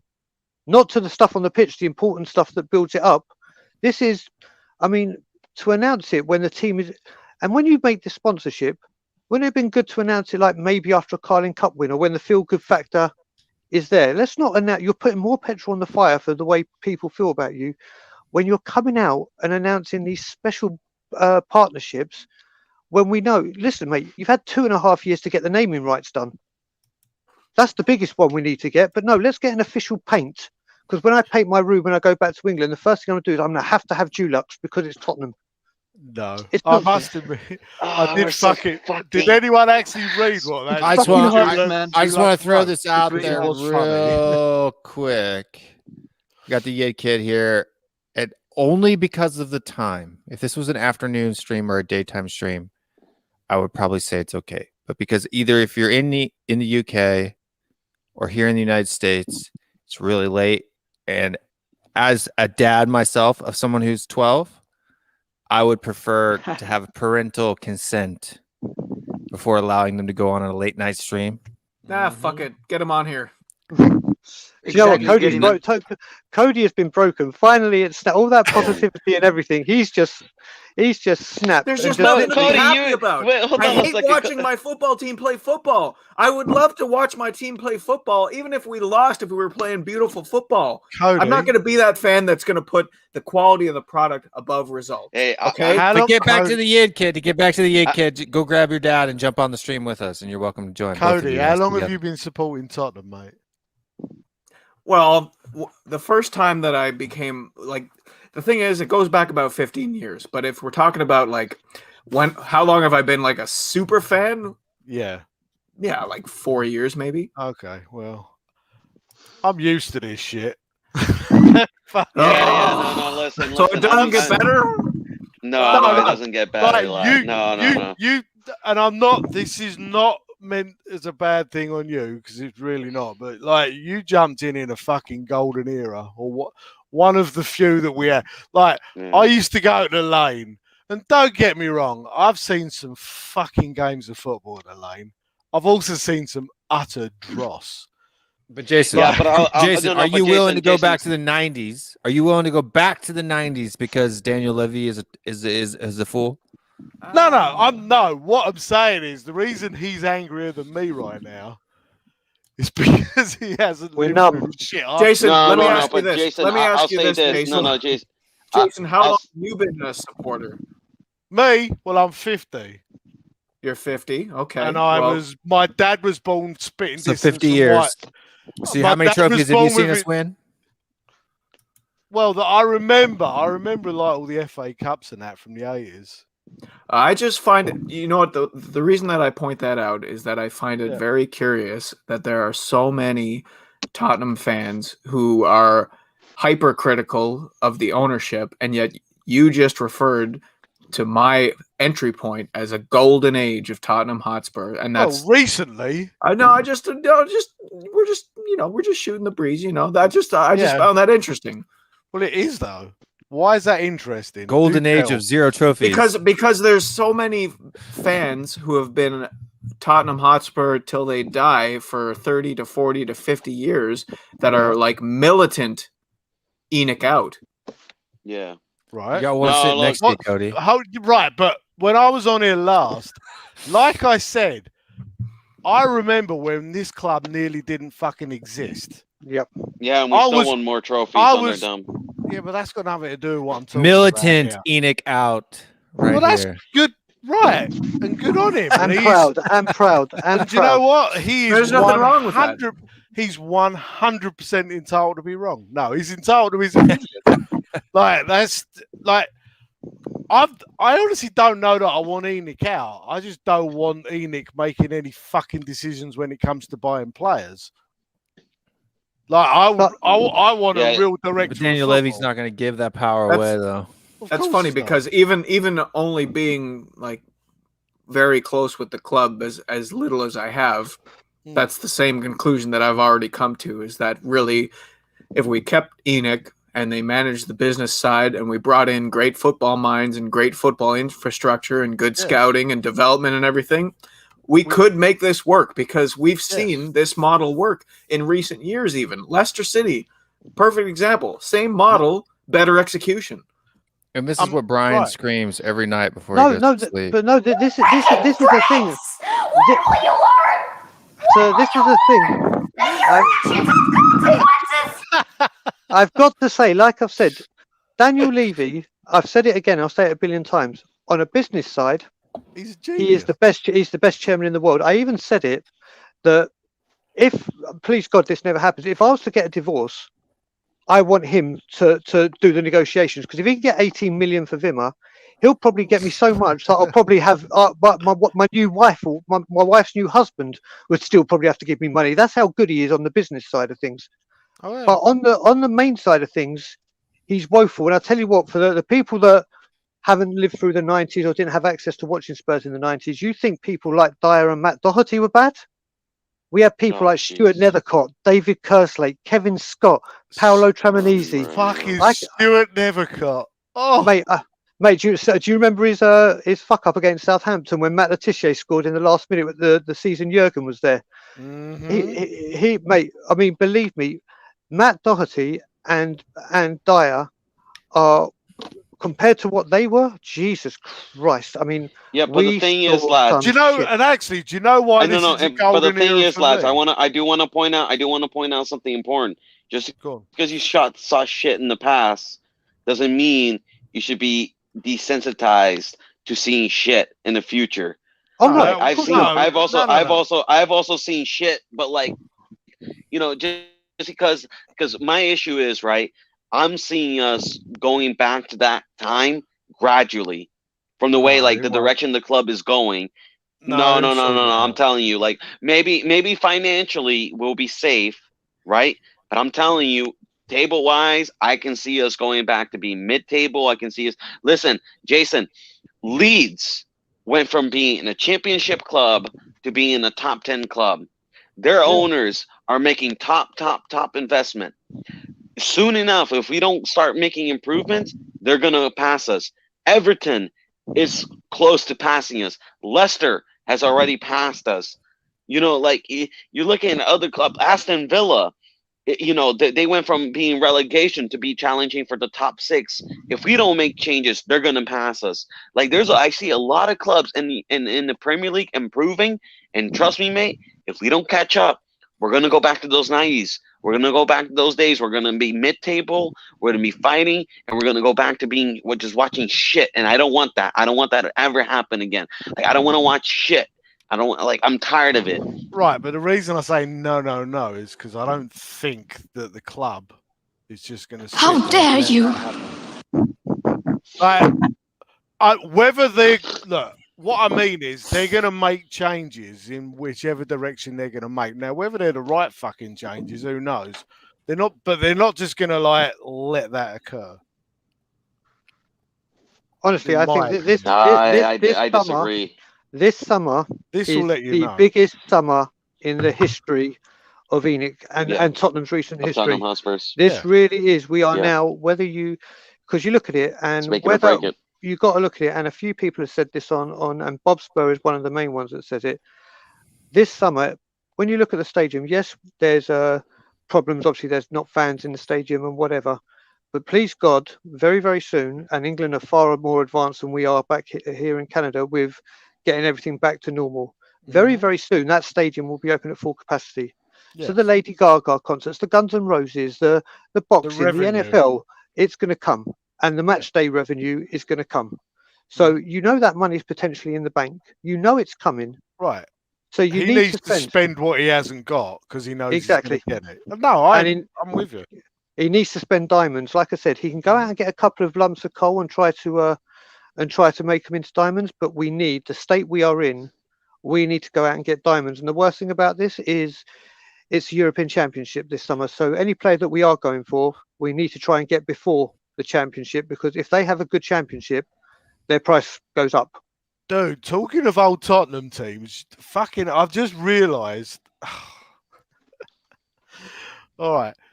Do you remember Vinny Sideways? Vinny Sideways. Yeah. Who does he remind you of? Or who in the current Tottenham team reminds you of Vinny Sideways? I think that's exactly where you're going. But I call Harry Winks sat nav, because what he does is he goes 10 yards and he reaches his destination and passes. Right, but he so reminds me of fucking Vinny Sideways, I tell you. Oh, see, John Cooper calls him. And he was bro. shit. You're naming players that you know. And he was shit. Yeah. Well, guys, I gotta go. I gotta go to sleep. You guys have a good one. Marcelo, brother. Thank you, Will, for having me. Yeah, we'll see you tomorrow. Cody, Brian, Jason, good night, brother. Sushant. Thank you, man. All Good right, night, come on. brother. Since we're about an hour, into the show, you know, it's a good time for a plug. Brian and I will be hosting the pre-match show. Breaking news. on the Matt Hayes channel tomorrow. So Okay. make sure if you're here in the chat that you go and check that out. We will be joined once the match starts by the Irish Hotspur and Marcelo himself. I don't know if Brian's going to stay on through the whole watch long. I know you have Tottenham away stuff that you have to deal with. So yeah, so basically what's happening as well, when I don't with the streaming, I don't have 2-screen capability, and the way I was going to do it is watch it in my living room via a link we were going to work out through the guys, and I was going to kick my mother-in-law out the living room and say, listen, you can't be in here for this time, so I need 2 screens. But then I realised after I said, and I'm kicking you out kind of thing, I realised tomorrow's her birthday. So I was like, oh, wait a minute, I'm harsh, but I can't do that. And then I realised if I do the live stream for the game with you, not only am I doing the pre-match, then I'm doing the live stream, then I'll go and We Are Tottenham, then I've got the 2 Bryans, and it's like, when will I stop? And my And the battery Friday will die. night Will rant. Yeah. Oh, yeah, because of that. So yeah, so I'm like on I'm getting ready for our 8-hour stream next Sunday, but Will. So yeah, I won't be there for the live watch along, but I will be there for the preview. Got you. I will probably stay on through the whole thing because I don't have anything to do. Cody Mack, you raise your hand. Oh, people are waving at Jason Reed. Jason Reed, Cigarette legend. break. See you soon. All right. Be back when you're back. What's going on, Jason? How you doing tonight? Well, just got back in from class and I saw that you were on. So you're asking, do the players still want to play for Jose or play for the badge? Play for the badge. Play for the club outside of Jose. Do they want to play for the club? Like even if they're not going to play for Jose, shouldn't they still be playing for A1, the badge, the club itself, and B2 for their own self-respect? You would think if we're thinking old school players, yeah, you would think that you would have some players that would play for the badge. Because for me, and Jason, help me out because you've lived in both cultures. For me as an American, this like the coach has lost the dressing room is a completely foreign concept to me as an American because that type of mentality just does not exist here at all. Well, you never hear there either. An NFL coach, he's lost. The players just aren't playing for the coach anymore, so get rid of the coach. No, it's like that term, they've lost the dressing room, is only for football. Like I've never heard it in basketball, baseball, NFL. Anything. I've seen. I think like the only time I could see a comparable different or a comparable in U.S. term maybe in the NBA, and I give you an example when LeBron went back to Cleveland, the coach that they had that year, when he first went back to Cleveland, and then they lost to the Warriors in the finals. They kind of pushed that. They kind of got rid of that coach. Like that was more superstar driven. The issue with our or maybe team, like what's his name in his last couple seasons with the Bulls. And really, the only one that was on his side was MJ, the coach there during that time. Phil Jackson. But the thing is, Phil Jackson. The thing is, they all, because if you watch the Last Dance documentary, they all played for Phil. They were all playing for Phil. They had their issues were with the front office. You know what I'm saying? That issue was always with the front office. But they played for. They basically said we're going to win this championship for us and Phil, and then we'll do whatever we want to do. But oh, that's right. It's like Scotty and his contract stuff, right? Yeah, and then Scotty and his contract stuff. Now for Spurs, we're kind of in this. We're in this like weird ass situation with Spurs because you have certain players like Harry Kane. You can tell Kane's playing for him. Højbjerg's playing for him. Sonny. I know that Sonny's playing for him. You could pretty much say that Rodon is playing for him. There's players Lucas. Moore's playing for him. LaMelo's giving whatever he's got. They're playing for him. Okay, those are the ones that you can see. Yeah, Gio when he's healthy will play playing for him because so he's playing for it. So you can tell the ones that are playing for him. But and Hugo Lloris is playing for him as well. But there is a stark difference. You can tell who's playing for Joe and who's not. You literally can tell. I mean, have you mentioned Dele Alli's live stream? What he did on No. Yo, I like now that was very, very, very odd and strange. I checked on it a couple of times. He was just literally just there was just music playing. He was just there, and I'm like, okay, what's your point? What are you doing? So obviously, I don't know this disconnect. I mean, some of the players that are salty are really salty. You know what I'm saying? And then there's those that are just going to say whatever they look. They're looking at Jose's CV and they're basically saying whatever he wants, we're going to do whatever Jose wants. And then you have the French players that are like, well, I'm not playing, so I'm, you know, the whole season has been bad. I'm all excited about. Just basically sounds like I'm here to get it.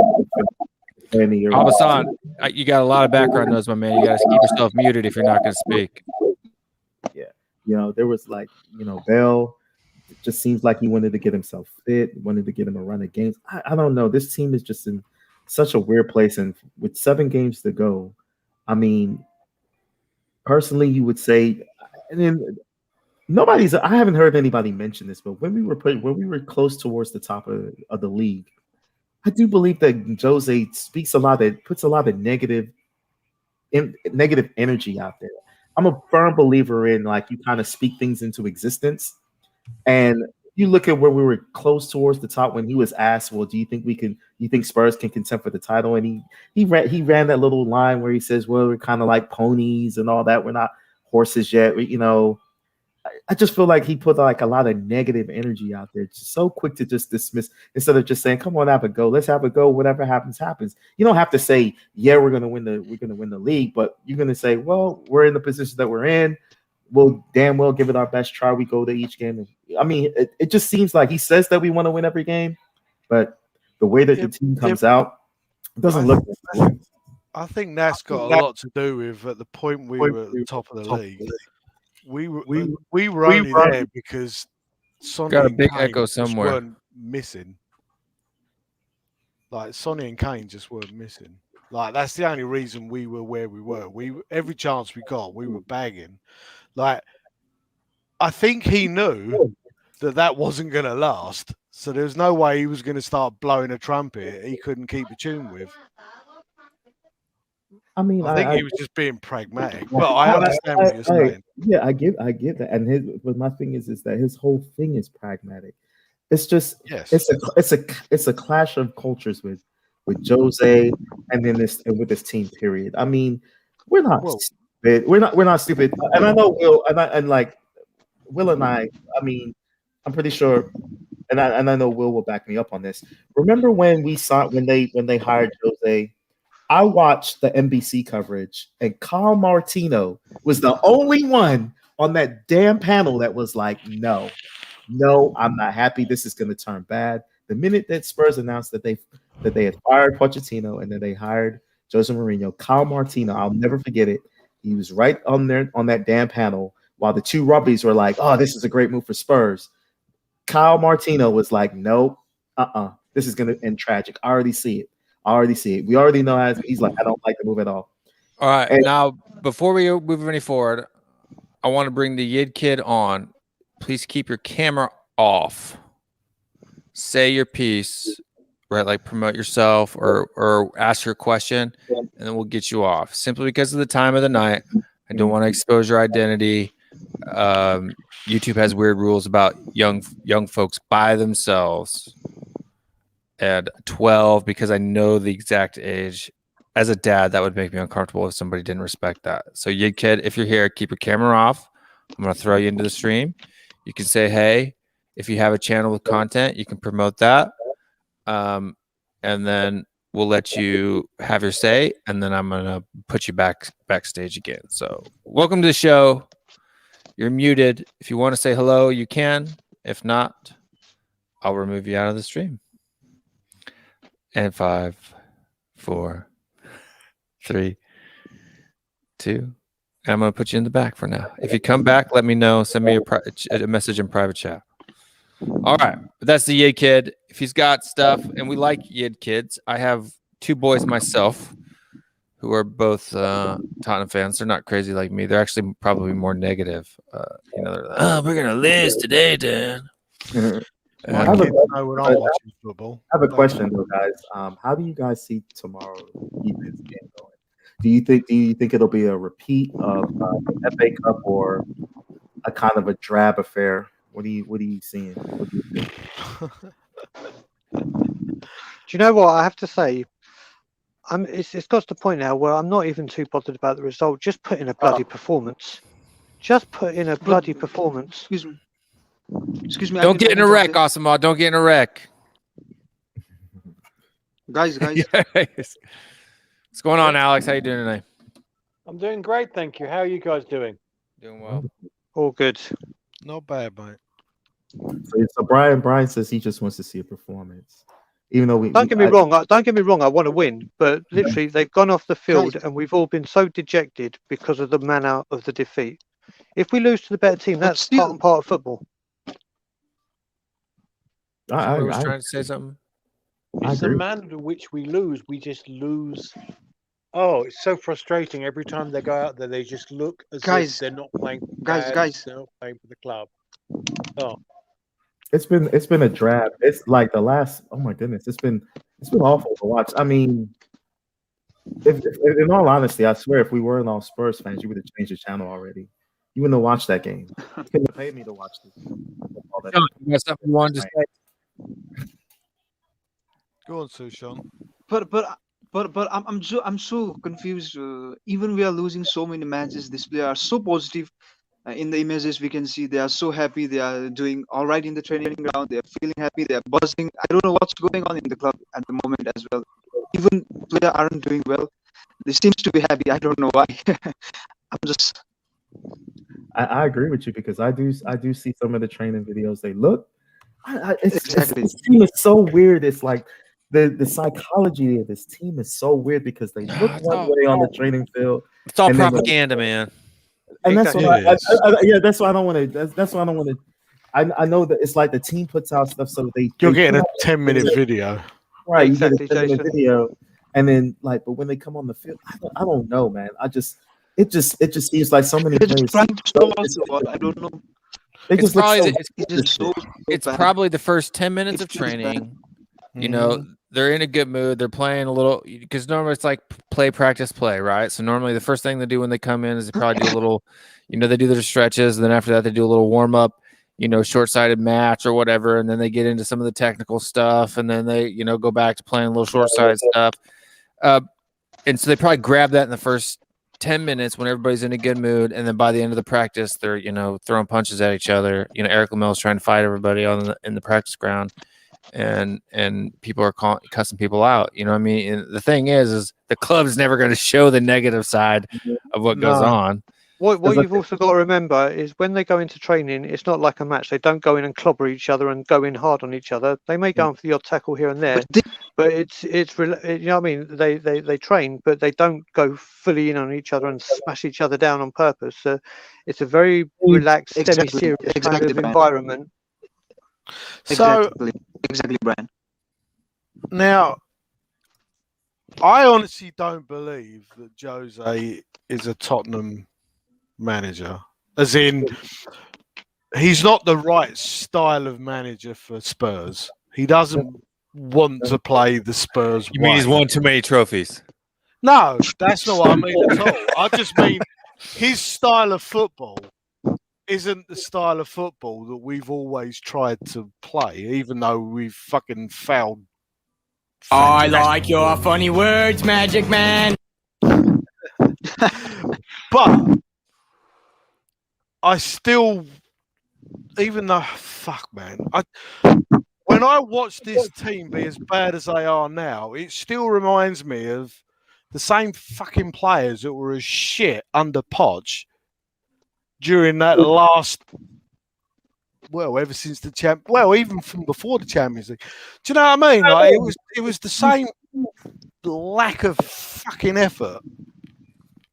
Absolutely. The thing is that there were whispers just before the end of Poch's tenure that were saying that there was some stuff. I mean, to do a forensic study on this, you kind of have to go all back. It's been there. This thing has been building, and like for the life of me, they still can't explain why they sold Trippier. They cannot explain why just out of the blue they just said, we're just gonna get rid of Kieran Trippier, and just like that, and like his career went to shit. His career didn't go to shit. You know what I'm saying? They don't make they didn't make, and it just seems like there was always this grumbling. Something was always going on behind the scenes that they weren't letting on. And certain players were getting, even the whole Eriksson situation was a mess. You know what I'm saying? The Vertonghen situation it's just like players that used to play hard for the badge, like Vertonghen, Trippier, Eriksson, you know, there was this sourness that was just that something was going on behind the scenes that they weren't saying. So Jason, I can tell you a little bit about Trippier now. Obviously, Trippier had a fantastic World Cup for England and for us. He was sensational. And he came back from that World Cup. He scored the wonderful free kick at Fulham, but he needed an operation. I think it was his groin or I can't remember, one of the two, groin or hernia. And seeing that we had Aurier, but he was on such a roll, he played through the pain the whole time. He was having injections before the game because we just wouldn't put him through surgery. And then obviously in the second half of the season, he was awful. That own goal against Chelsea. I mean, I was getting ready to fly back home to England for the North London derby at Wembley when we lost 3-0 to Chelsea at Stamford Bridge, and he scored that really bad own goal. Yeah. And the guy was playing through the pain, and obviously he could see what we are seeing right now. And this is the thing: the players we have, we just haven't bought good enough replacements. So when it comes to Trippier, it's solely down to his injury that he was carrying. And he couldn't do the job. Oh, I know that, but that's what even hurts the most is both the London teams are in the semi-final, man. What even hurts the most is both London teams are in the semi-final. It hurts so bad, man. I mean, the Trippier. I knew Trippier had injury issues, just like Vertonghen had his issues with the concussions and all of that. But like I said, there was just something that was going on with that team. We saw it at the beginning of last season. First, we could have said, okay, could have been the hangover from the Champions League, but I think that there was something that was going on in that with that team before then. I do personally. This is my opinion. Okay, I felt that the players felt some sort of way with Kane starting the final, and he was not 100%. It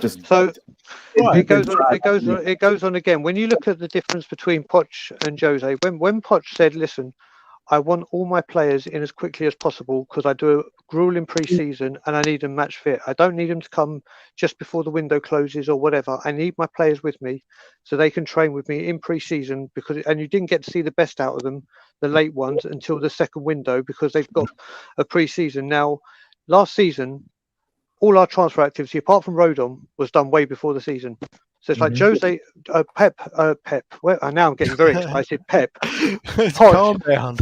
Poch had not only said, I need a rebuild, but he also said and went on record, I want my players in early before so they can have a pre-season. Now, Jose, wherever he's gone, always, when he was at Chelsea especially, he struck as soon as the window opened. Chelsea were like, here we go. And they were done. Whereas it's just been a complete, total and utter mess. It's just I don't understand. There's no the only consistency we have is inconsistency, and that's just ridiculous. And I think that's very true. When we have done business in the transfer window, like you're saying, Brian, it's never getting anybody in at the beginning of the window in time to do anything. Even the Ndombele signing was a situation. You know what I'm saying? When you think about it, you look at all the Rodon, get him in late so he can't be in the Europa League squad, even though we badly needed him. You know what I'm saying? We could have used him in the Europa League. It was just a lot of things that we're doing, and there's always Daniel Levy. We were kind of close. Penny pinching. You know what I'm saying? They didn't want to pull the trigger on the Bruno Fernandes deal. Didn't want to pull the trigger on the Jack Grealish deal. It was just you can go down the long laundry list of everything that Poch asked for. Even I even say this, even with Ryan Sessegnon, let him go right back to Fulham. Okay, so he endorsed the drop. Right, they endured it. So he plays well in Fulham. They end up going down, and instead of him spending the money to get Sessegnon, he'll let him wally around in the freaking championship for another season. Okay, and then finally, when they come back up, try to buy him.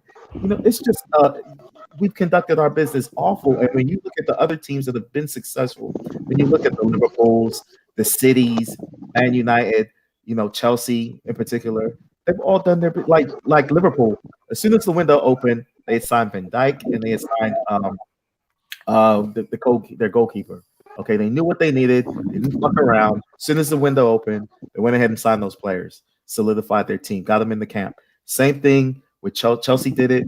You know what I'm saying? Manchester United do it. We're the only ones who want to claim that we're a Big Six team, okay, or we want to be a top team, but you want to wait around and you want to act like you're a freaking relegation team that's trying to wait until the goddamn deadline day to pull off some miraculous signing, thinking that a team is beholden to you, thinking, oh, the transfer windows are going to close. Let me come up off the price. That hasn't worked, and it's not going to work. So we need to get in there and do our business early instead of bullshitting around. Because right now we already identified that we need a center back. Now there's rumblings about they want to go ahead and get Anderson, Joachim Anderson from the one that's down there in Fulham right now, who's on loan from Leon. Okay, are they? So okay, they've already identified it. I'm hearing that they might be getting in contact with the agent.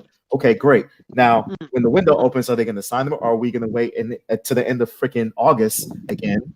Season's about to start and he's still not under contract. And then when you sign him, he's not ready.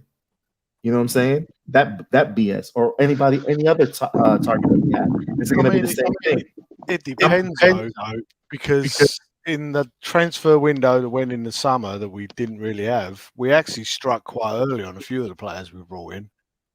Like exactly what I was saying. I was shocked. Levy does love waiting to the last minute. Oh, he does like a deal, but like the Højbjerg signings and that. I mean, I was shocked at how quickly that went through. But you know why that went through so fast? Because they were willing to go ahead and buy the right back that we got. What's his name? His mind just slipped. Who we said the other Peters? Yeah, Kyle Walker Peters. Yeah. Mm-hmm. So Southampton was hey, we'll do the deal. Of course, if it was just us buying Højbjerg, that shit wouldn't have went down that fast. So I've got to comment on those Anderson links quite quickly, though, didn't we? Yeah, I mean, so Jason, I'll tell you before I talk about that. Yeah, the first thing I'm worried about, I will talk about the Doherty thing and the transfer activity after I spoke this. The thing I'm worried about with this Anderson link, yes, it's a great link and he's a great player, but we have seen this so many times where there's rumours that the club release to make it look like we're doing something. And then all the drama happens and the transfer doesn't go through, but it makes it look good that we're addressing the situation. Oh, we definitely need a centre back. But I'll tell you one thing: when it comes to the Doherty deal, even the Joe Hart deal, even the Gareth Bale deal, what I've said all along is I reckon when Jose and Levy met, Levy said to him, "Listen, you're not getting the 100 millions you do get at the clubs that you have had." And I reckon, and I don't know if this is right, but this is just my theory. I reckon Jose Mourinho literally turned around and said, "Okay, I'll work within your budget, but if I say I want a player, none of this taking 5, 6, 7 weeks like George, Kevin and Kudu or whatever. If it's in the budget, no messing about, go and get them." Because literally, I've never seen under Levy's leadership, full stop, deals go through that quick, apart from Rafael van der Vaart, when that was literally available done deadline day. So I honestly reckon Jose has told him, no more of your games. When I tell you a player, go and get him. And that's why I think it works so quickly. So I'm going to interject. I'm going to interject because I have to go to the restroom. Cody, you're in charge. Oh. So I have a question, Brian. So wait. Before you ask your question, this is awesome. I just want to say hi to everyone. Hello. I just want to make a suggestion to Brian. What Brian said. And Cody. Anyway, I watched the live stream you guys did. You guys did a very, very good job. I was like feeling bad afterwards, like I should have joined, but I listened through the next day, the whole thing. Anyway, this is what I'm gonna say about things going on in the club. Do you guys remember when WWE used to be WWF, then ECW, then it became WWE? Yeah. Okay, if anybody don't know what that means, it used to be World Wrestling Federation to Entertainment Championship Wrestling, and now it's called World Wrestling Entertainment. Tottenham right now is a entertainment company. It's not a football company. People keep thinking it's a football, like a football, you said FC football, company, but it's not. It's an entertainment company because Levy has moved it from football company to entertainment company. The reason why I'm saying that is because if you guys look at it very, very well, when it was close to the transfer period, Levy was adding more cheers. Did you guys remember that time? The news that they added more cheers. And I'm like, why are you adding more cheers? We need that money to buy players. And Doherty wasn't Jose's signing. Doherty wasn't Jose's signing. Doherty was Levy's signing because it was a cheap option because Wolves was changing their formation. They don't need him anymore. And they noticed that Santos noticed that his levels have dropped drastically. It's like one of their deadwood. Let me get rid of a hard deadwood and give it to this cheap guy that wants cheap players. Levy scout around for cheap players that looks like or that has the same name, just like Bruno Fernandes. You know, look at what Bruno is doing right now. And we are like, are you serious? Like, right, we've been talking about Sabesta. The hype in the summer went so high. My mind was like, yes, got him. All of a sudden, you are excited. All you guys thinking that there's gonna be anything high, it's not gonna happen. I agree. The only reason why I said that it's an entertainment company is if you look at it very well, they're gonna turn that place to a place whereby they're gonna be doing like music stuff there. It's not just gonna be football there. It's gonna be food. It's just gonna be music, entertainment, people to come. Like if any celebrity wants to come and sing there, they're gonna bring a lot of crowd there. Yeah, but he's doing that to create revenue. He's saying that he's doing that. Yes, but if you're creating revenue, you are moving away from football. That's the whole point. Well, no, he's doing that to create revenue and put it in. Yeah, you can bring revenue in, but if you have intention, there's called what they call intention and motivation. You have not shown that you have a plan to want to buy players with that money. Well, so I disagree with you. Came today. That's why everybody's so nervous right now. That if the sale came today, they're not gonna use that money towards the players, right? Do you guys agree on that? Well, are they gonna use it to buy any player? Just stop hand talking right in front of your camera. Just take your hand out away. I want to see your face when you're talking. And also, one thing I would say is don't use the word entertainment with us. Have you watched us for the last few games? We're not entertaining. We're a property magnet. We're a property magnet that runs a football team. But I'm saying as the company side, as the business side, because people who are doing business is not supposed to be involved in the football side. You're supposed to have a director of football. And you're supposed to have a scouting manager, like a super experienced scouting manager. They don't have none of that. If you don't have none of that, you cannot get anything good out of that. You cannot. You can just not say, oh, out of the blue, you're going to get. Who are you scouting for? What are you trying to scout for? Cheap stuff. And we lost 35 viewers. What were you doing, Cody? Whoever that is there right now, whatever. The hand wave. That was what was popular. Whatever orders that they give to him, that's what he follows. If there's a director of football, I said, hey, this is what we need, this is what we need, period. We're not going to deviate from that. But right now, we cannot, there's no director of football. So how can you choose a player when you don't have a director of football?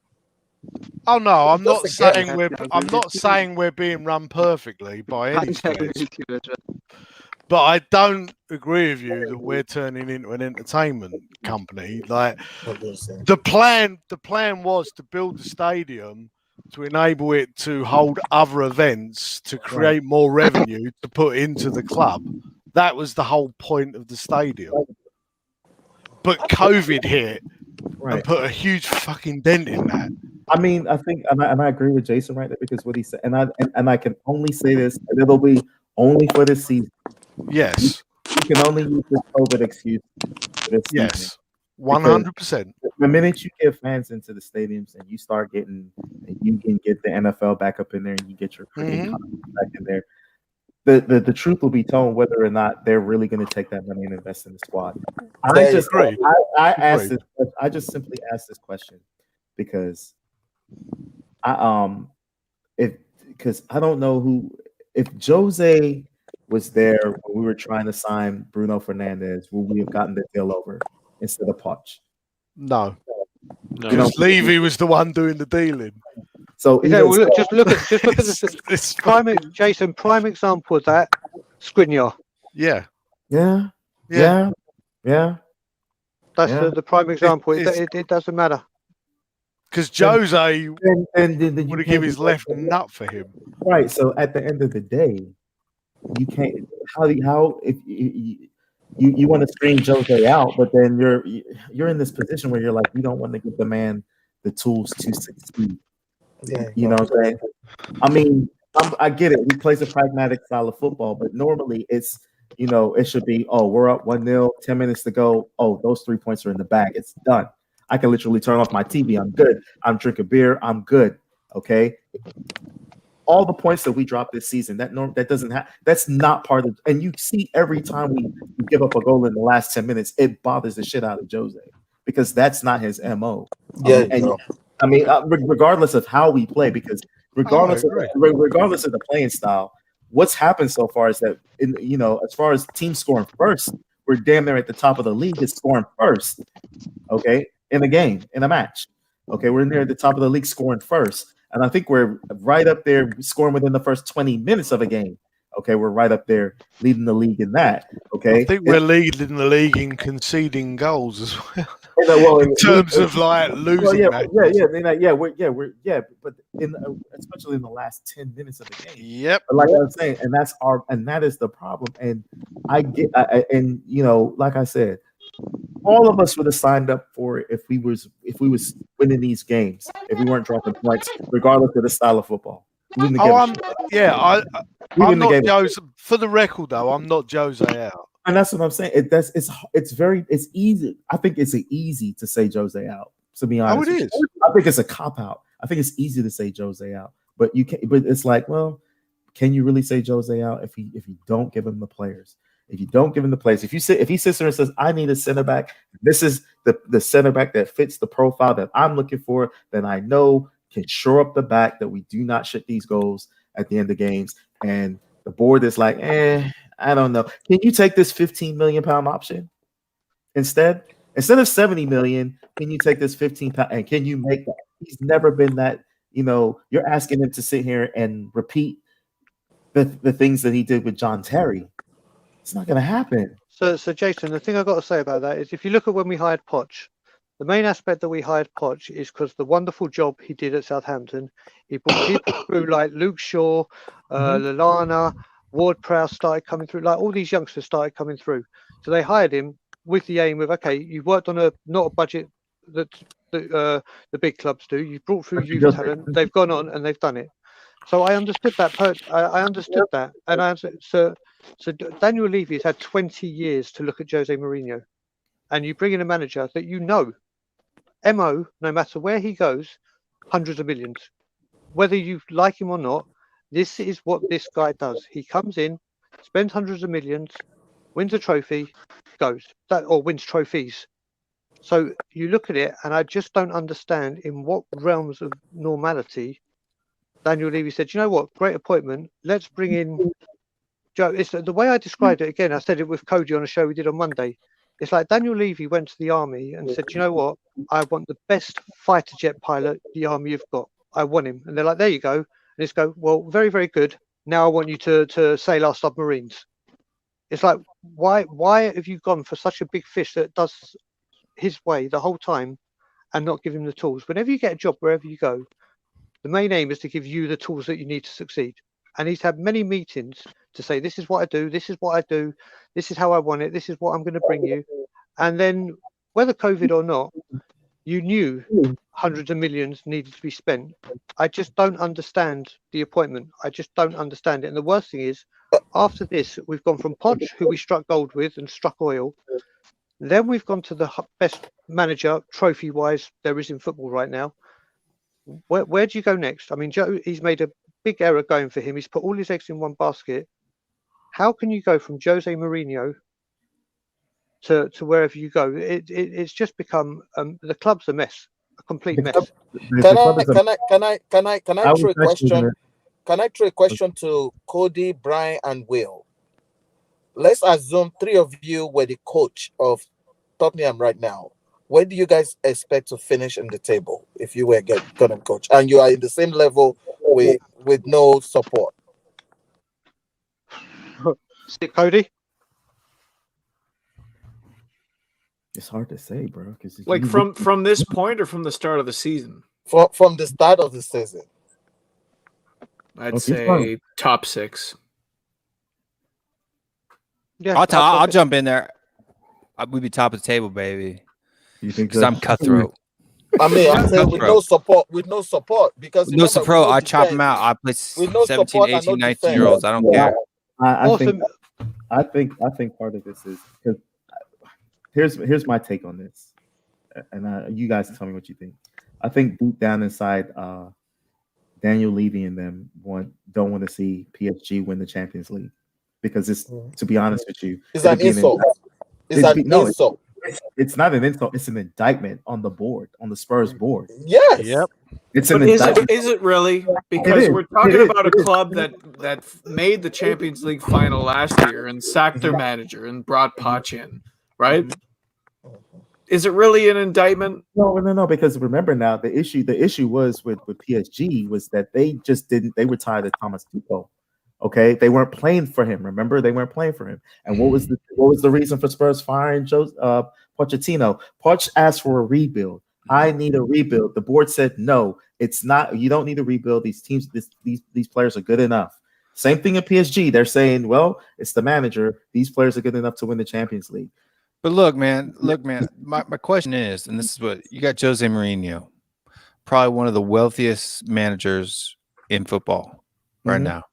Right, not just what he's the 15 million he's getting paid by Spurs a year, but also his endorsements. His past work, yada yada yada. Why not? Does he just call it like it is? If it was me and I had millions, if I was Jose Mourinho, if I had his history, I'd be like Daniel Levy. These nuts. Got him. Got it. Yeah. And I'd be like, I tell it as it is. Why can you not be honest? If it gets me fired, it gets me fired. Who cares? I'm Jose Mourinho. I think he's hinted out that the players ain't good enough. He's already said the players ain't good enough. They're just players that ain't good enough. I thought Ron Kane said this already on national TV, and every Spurs fan went off on him. No, Roy Keane went a bit too far. Yeah. Roy Keane basically went the entire team's average, except for it's not. The truth though? We are trying to not every player's average. We're trying to make Harry Winks. We're trying to make only about 60%. You guys trying to make Harry Winks Ronaldo. Harry Winks sucks. You cannot. Nobody in this channel is trying to make Harry Winks Ronaldo. If anybody's watched Harry Winks over the last year and a half, and my complaint is Harry Winks has always been the same. This boy with Harry Winks. The ball. With Harry Winks. We don't do that here. Yeah, he never passes the ball forward. That dude is always sideways to backwards. You know what? I tell you what though, Harry Winks would be great with being on playing for Sarri. That's all because that's all the fuck Jorginho did under Sarri's pass the goddamn ball sideways and backwards. Yeah. So I mean, unless we go ahead and hire Sarri to be our manager.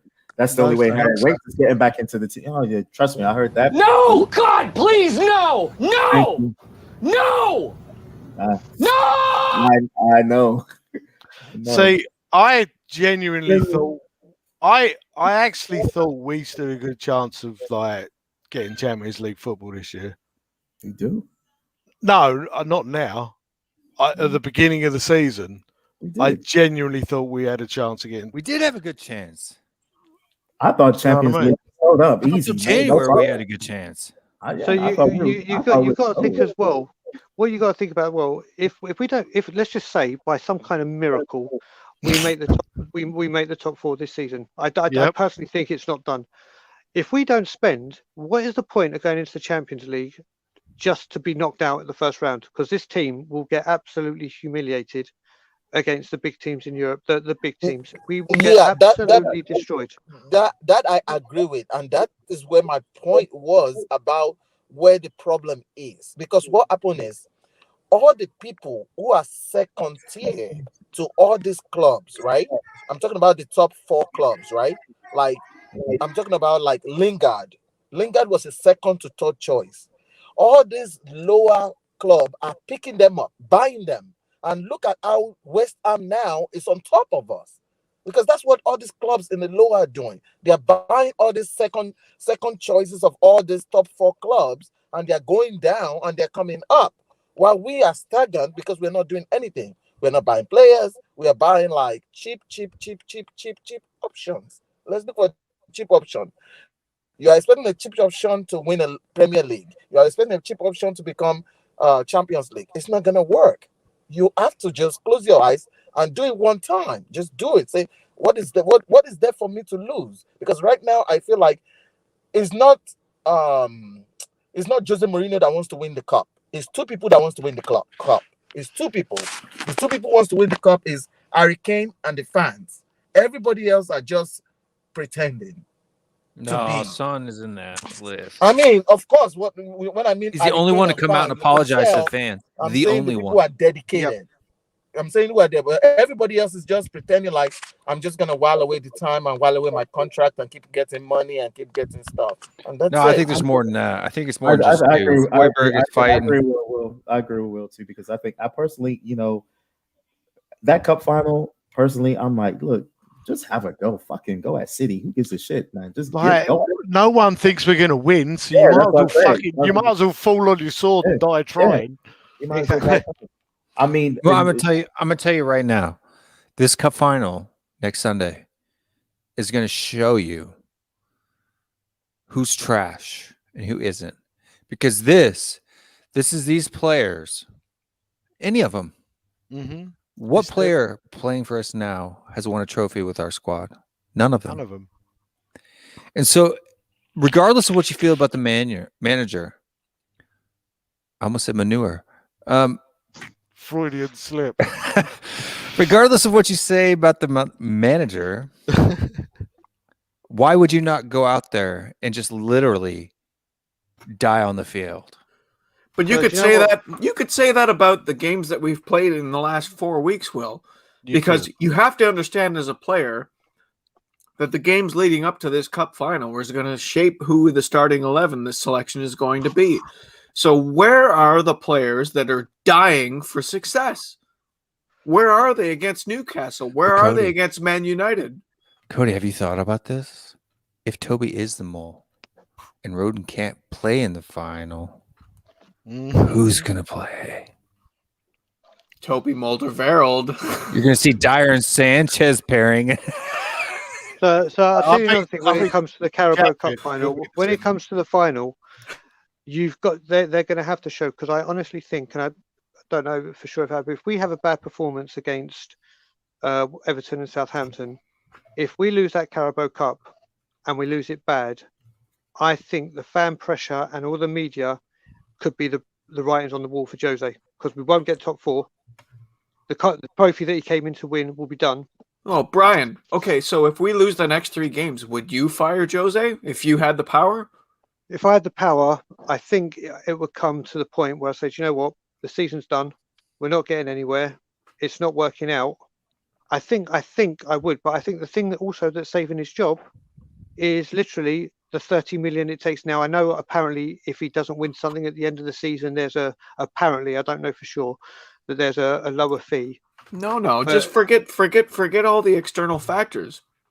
So I can't believe I'm going to say this sentence, Cody, but if I was Daniel Levy, and I can't believe I'm saying that, you might want to record. If I was Daniel Levy, I would sell the club. But no.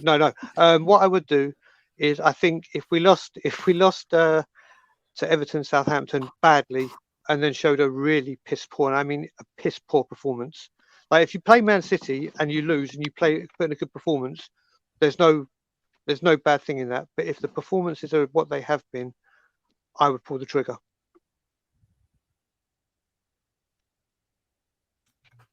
Yeah. It's tough. It's really tough. Knowing everything we know that goes into the decision making, I don't see Jose being sacked before the summer, because simply put, from what I understand, there's a clause in his contract that if he doesn't get a certain level of European football, it greatly reduces the amount of money that we have to pay him to put him on garden leave or whatever. So, yeah, man, why can't we just have nice things? Why can't we just have nice things? Why didn't we have fan channels during peak Poch? They would have been the good days. I don't know, man. I don't know. We got paint companies just bantering us, and we're such a mess. We're such a mess. Can anybody argue with me that we're a mess? Like that we're not a mess? No, everybody agrees with that. I also don't think any of the Tottenham fans I know agree with WTCC. What he just said. I don't think any of the Spurs fans I know think our entire squad's world class, because they're not. No, we have like 3 or 4. Some people would say 2. I'd say 3 or 4. I'd say we've got 2 world class players, and we've got a few that could be. Yep. I think like for me, like Tanguy, he could be, but he's almost there, but he's just not fucking quite. Do you know what I mean? That's true. It's just you see brilliance in him.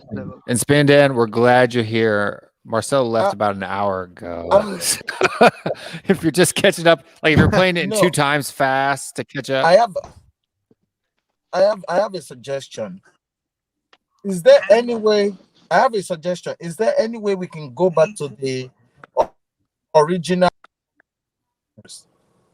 We lost you half. Like I'm talking about Ali playing, Dele Ali playing in right, like Kane playing there, and we can't hear you, mate. The thing is, does Dele even want to play?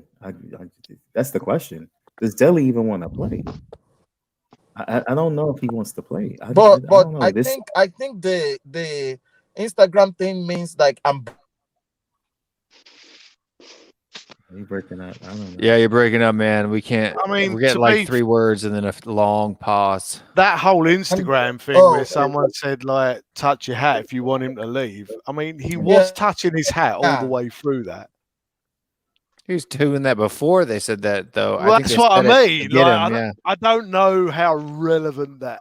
I'm sure he wants Mourinho to leave. There's 100%, but like, I don't know that he'd be that brazen about. Well, maybe. So Jason, I just have to say on that. Do you know what? When I saw that Dele Alli thing, I just thought, you know what? How sad has Dele Alli become? He's a multi-millionaire sitting in his car by himself for hours or however long it was, doing nothing, touching his cap, saying nothing, trying to grab attention because he can't get attention on the pitch. I was like, you know what? How sad is that? Put that effort into fucking training and turn up. Exactly. And when you get your chance, what time of night was that in UK when he was sitting in his car? That is what it was about 11. That is what. Shouldn't he be asleep? That's what just said. Actually, what time's training start? 9 a.m. I didn't know Ali. Just said I didn't know Ali was a lazy trainer. He said I didn't know. In the Amazon. Do you remember the Amazon show? He said I never knew he was a lazy trainer. So I'm just finding out. Then I heard one of the things who I read said that Poch didn't have a choice. Poch knew he was a lazy trainer, but he's guaranteed his spot. That's why I put him, because he doesn't have anybody else that can play that number 10. That's why he gets it anyway. So he just said, you know what, we'll just put him there. And over so time. WTCC, this is the first time we've seen you chat, and thank you for watching and joining in the conversation. And if you haven't, hit the subscribe button. Wink, wink. But there's no fans here that overprotect mediocrity. I can tell you that. We call you out. Yeah. We're cutthroat. I mean, Ali, he's been. Ali hasn't been good for a couple of years, though. I mean, let's call it right. Yeah, I agree with you. It's just like, all right, for example, the players that, if you really think about it, the players that have gripe with Jose, let's be honest, they've not really been setting the world on fire. Because, like you said, Ali wasn't good. Sissoko doesn't have the legs anymore. You know what I'm saying? Aurier, everybody. I mean, we're all acting like it's bad that Aurier got dropped, but we all knew Aurier was an accident waiting to happen. Same thing with Sanchez. So none of these players that are kind of in and out of the dog. I think the only player I think that we're really kind of with the eyebrows raised at Jose is Toby Alderweireld. To be honest with you, I think that's the only one. But all the other ones that have been kind of dropped from the squad, you're justified. And then and until he had dropped him recently, the same could have been said about why the hell are you still playing Eric Dyer? But for the most part, the players that Jose has not been playing, let's be honest, they really haven't. Why did they let Vertonghen go? Vertonghen, why did they let him go? Well, his legs had gone. The legs was gone. I know, but I'm saying that for the last same thing with Toby. His legs are gone. I mean, at this present moment in time, I wish we kept Vertonghen and let Toby go because Vertonghen would have been an ideal partner for Rodon. They could have kept him and bring him in for the last 10 minutes. I mean, well, we were still losing games when Vertonghen was playing, to be fair. Well, you got to remember as well, Jason, that if we'd kept Vertonghen as well, that also would have given another option, like when Reguilon, who's not playing well at the moment, and Ben Davis is out, you can put Vertonghen there as a left back. I mean, Jan Vertonghen was my favourite. He's my second favourite player of all time behind Gazza. I loved Vertonghen, and it's a shame how it ended with him. I mean, not skill-wise, but Vertonghen always gave me that Gary Mabbott vibe where he just loved the club. You know, and what I mean? I think he's another. And I think Vertonghen is one of those glue guys. That's an American term. We all know in sports. One of those glue guys that holds the team together, an important voice in the locker room. I think part of our issues is that we've gotten rid of some of those strong voices in the locker room and left those that really are bad influences in the locker room. I mean, well, that's why I've been saying we need to have a clear out. Now, whether we're going to have a clear out or not, it's a different kettle of fish. So the other thing you need to do with that as well, when you look at it, is if you're going to get rid of a player of that stature and that magnitude, what you do is you bring in a replacement before you let him go, because then you're done. It's like every time. I've been saying recently as well, why are we the only club where, when you look at it, the spine of our team being Lloris, Toby, who's our best defender, Højbjerg, Kane, why is it in all those positions we don't have a suitable replacement? We have left wingers, right wingers, midfielders, everything to burn, but in this central spine area, we are decimated. And Højbjerg, who I've been saying today, I want him rested for either this game or Southampton. If he plays today, Brian, you tell me who in the starting 11, who do we have a capable replacement for? For Højbjerg. So if you look at it, if you look at it, being serious, defense, you look at it, we've got 4 or 5. Now I'm not saying they're suitable, but they are cover. Okay, they're not brilliant, but you should have a. You should. You look Be specific. At it. Okay, so Sanchez, when he's on form, can do a job. Rodon is obviously there. Sanchez, like I said, he can do a job, but I'm losing confidence in Dyer. Not at all. You look at Reguilon and Aurier, you have Davis, Doherty, and maybe Tanganga. They're not suitable, but they are replacements. Then you look at the midfield, you have Lo Celso. I'm just not understanding the difference between Tanganga at right back and Vinicius at striker. It's not that big. It's not that big a difference. We don't have suitable replacements at any position. Now, let me ask you a question. Compare ourselves to the best club in England football, right? Manchester City, their whole bench makes our starting 11, basically. Of course, but Cody, what I want to harp on that is if you look back at it, and we're the only club, we are the only club, I'm talking striker specific now, for years where we've had one. We used to have Berbatov, Keane, and now I can't remember the other two now. And my point is, you're not just talking about the spine of the club. You're talking about the entirety of the club. Yeah, but the spine, what I'm trying to say is we don't have a suitable replacement at any position. Any position. Cody, but the spine is, you need to have a strong spine in that team throughout. Yeah, it's the most no matter what, the spine, you have a spine, you work around it. And the thing is, right now, if Højbjerg goes out the team, there's no one. And like I said, Everton, if he starts, this will be his 53rd game. And for club and country, and a majority he plays 90 minutes. Sorry, we'll go on, Brody. Yeah, I have a question. Because he's not getting in a center back, could Dyer not come in for a game or two? I'm not talking about regular. I'm not talking about a couple straight. No. In a place or not for Hoiberg? No. He doesn't want to. He doesn't want to. I don't care what he wants. I don't want him to. I agree. He wasn't horrible as a DM. He wasn't great. In all honesty, I would have kept Foyth and done that with Foyth.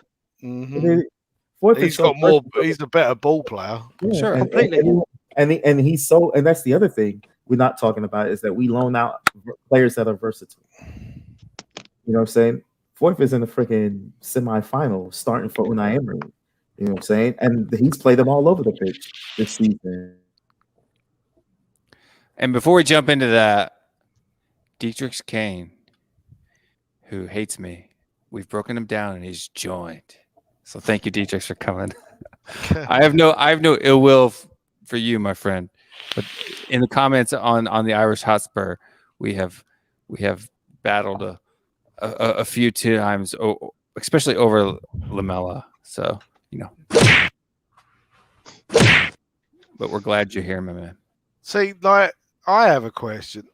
Well, it's not even a question, really, but like, Sissoko, legs gone or not, like, that dude is not good enough to be a Tottenham player. Jason, he's an upgrade of Didier Sakura. All right. Not barely, but he just runs in a straight line and can't do anything else. Like, have you ever seen anyone get like a deer in the headlights look on his face when he gets given the fucking ball? Like, he just panics. I think Asamoah's got to bounce. Yeah, I have to get back to work. Before I throw a question out there, based on our situation, the defense, would you guys prefer just attacking? And if they score, like, because what is afraid of is the West Ham game that end up with like the Everton game that end up with like 5-4. So I have a feeling that you guys just prefer like they score one, we score one, they score two, we score two. I mean, prefer just attacking and don't even worry about the defense. Like just push everybody forward. So you want to know whether or not I want to lose or if I want to lose? I mean, yeah. As I say, I'd rather we scored and they didn't. But if I'm gonna lose, I'd rather we try to win. Yeah. So moving forward, from now to the end, worry about defense. Even if because Jose is worrying about clean sheet and worry about them winning. Like, look at what happened last second. You're breaking out, buddy. We can't understand you. I mean, I think you still got what. We're getting like 2 words, mate, and you're bouncing in and out. You still got. I'm talking about the West Ham game. Yep. The West Ham game. No, I think you need to go back to work, right? I have to say, Cody, as well. What I've never seen Toby the Mole or your conspiracy theory. It's spreading like wildfire. That was mate. It has spread like every show I go on or everywhere I go. Toby the Mole. Cody, we're arguing about this now. Was my Q&A show the first show where you released that, or not? I have no idea. I had never seen anyone else suggest that Toby was a mole, but for me, like, there was just this epiphany where it was like, okay, what other explanation could there possibly be to leaving out your best defender? And just one of those moments where all the pieces kind of fit together. Your Sherlock Holmes mind moment where, how else can you explain it? It was process of elimination. So I honestly, I'm starting to feel bad the amount of times that I see it on like social and everything, because I like Toby Alderweireld. I don't want to be like the one that throws him under the bus, especially if it is like unjust. But I mean, have you been on Tottenham away yet? No, he's coming. Okay. Not as an official guest. I've made cameos here and there, but not as a. So he's been on the two Bryans, but I have to say, Will, you now have it's your responsibility. You need to go into the archives and check your records to see if he did say it first, because then on all your social media and on all your thumbnails, you can say "Home of the exclusive." Toby is the mole. Well, no, I know the exact show. It's Q&A, episode 1. Cody asked me the question. There's 2 questions he asked me. Do you remember the questions, Cody? Probably not. I have a really good memory. Well, I could guess one. Is Toby the mole? Yeah. So one was Toby's the mole. That was the second one. The first one was like that one that made me think and like paused, and I was like, "Oh my gosh, Cody, what are you doing?" Oh, yeah, okay. yeah. It was the poll of 2 shit options. Yeah. Yeah. Yeah. If you could sack Jose and not have money, or if you would keep Jose and keep the money, or something like that. But yeah. Right. So that was. I could tell you right now when that was. That was the first time on Will Stewart THFC Rants that we have had extended dead air, and I'm proud of that. I'm proud of that dead air. He caught me for like a good 30-40 seconds, so just not saying anything. The funny thing is that like I kept asking that question to various YouTube channels, but you were always there in the comments saying, "Oh, this is your go-to question now." It's like, "Oh, I just because you hit me with the first." I just love watching the hosts suffer, truly suffer. Yeah, TP says it was on Will's stream. See, there's my backup. You've got an exclusive on your hands there. And so no, because I said, man, that's a conspiracy right there. I don't know if I can verify that, but that's a serious question. And then it was like, boom, the next show he was on, it was Toby the Mole. Then boom, We Are Tottenham TV. The next day it was Toby the Mole, and it was like boom, it was everywhere. And now even if Cody isn't on the stream, it's Toby the Mole. It's coming up in every stream. It's like, and Dietrich's, no, I know we're good, man. But I was just, that was banter. But I love you too. Another cigarette break, guys. I'll be back in a sec. Good on you. But yeah, man, it was pretty funny because. And did you catch? Since you haven't been an official, you're probably not in the We Are Tottenham TV WhatsApp chat group, the elusive Tottenham Away chat group. Sorry to say I was there before you, but no, not the Spurs family one, the WhatsApp. Oh no, I have to wait for that. Tottenham Away WhatsApp. Yeah, I have to pay my dues. Yeah, that's for people who've been on the pod that go in there. That's But you'll be on there. The big. But wigs. I said in that group, famous people. Yeah, no, it's not really famous people, but I don't know. Not to slander the people that are in the group. I mean, yeah, you can't win. You can't win. But I said that you are the Alex Jones of the Tottenham YouTube family. You called me Alex Jones? Not in character, but analogous to the quality of the conspiracy theory. And no one was there to defend me.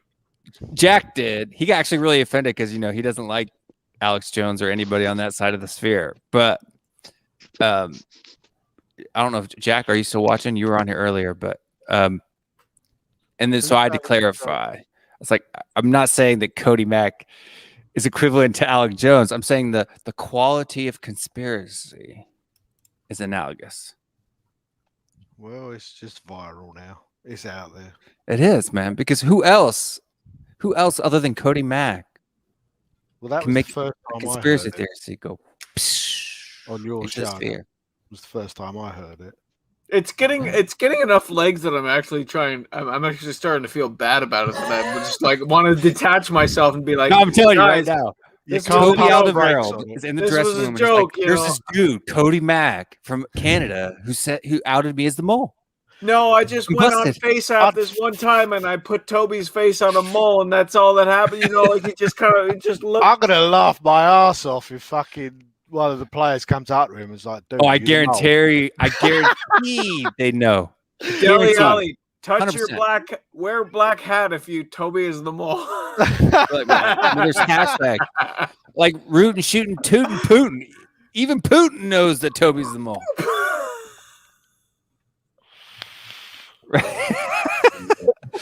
I'm telling you, DP says on another theory the fan base throw the players more under the bus than Mourinho. Well, that's guaranteed. That's not even a theory. That's like, listen. That's obvious. You Water watch is wet. any fan show of any club, they all do it. They all do it. Man U fans do it. They all do it. Putin says Jason is the mole. Which one? the most. Which Jason? There's two Jasons. Yeah. That's right. It's both of us. Hey, that's for you to figure out. Which one of you is it? The Jason without a video. Oh, this became Among Us all of a sudden. I did it. It was me. Who's the imposter?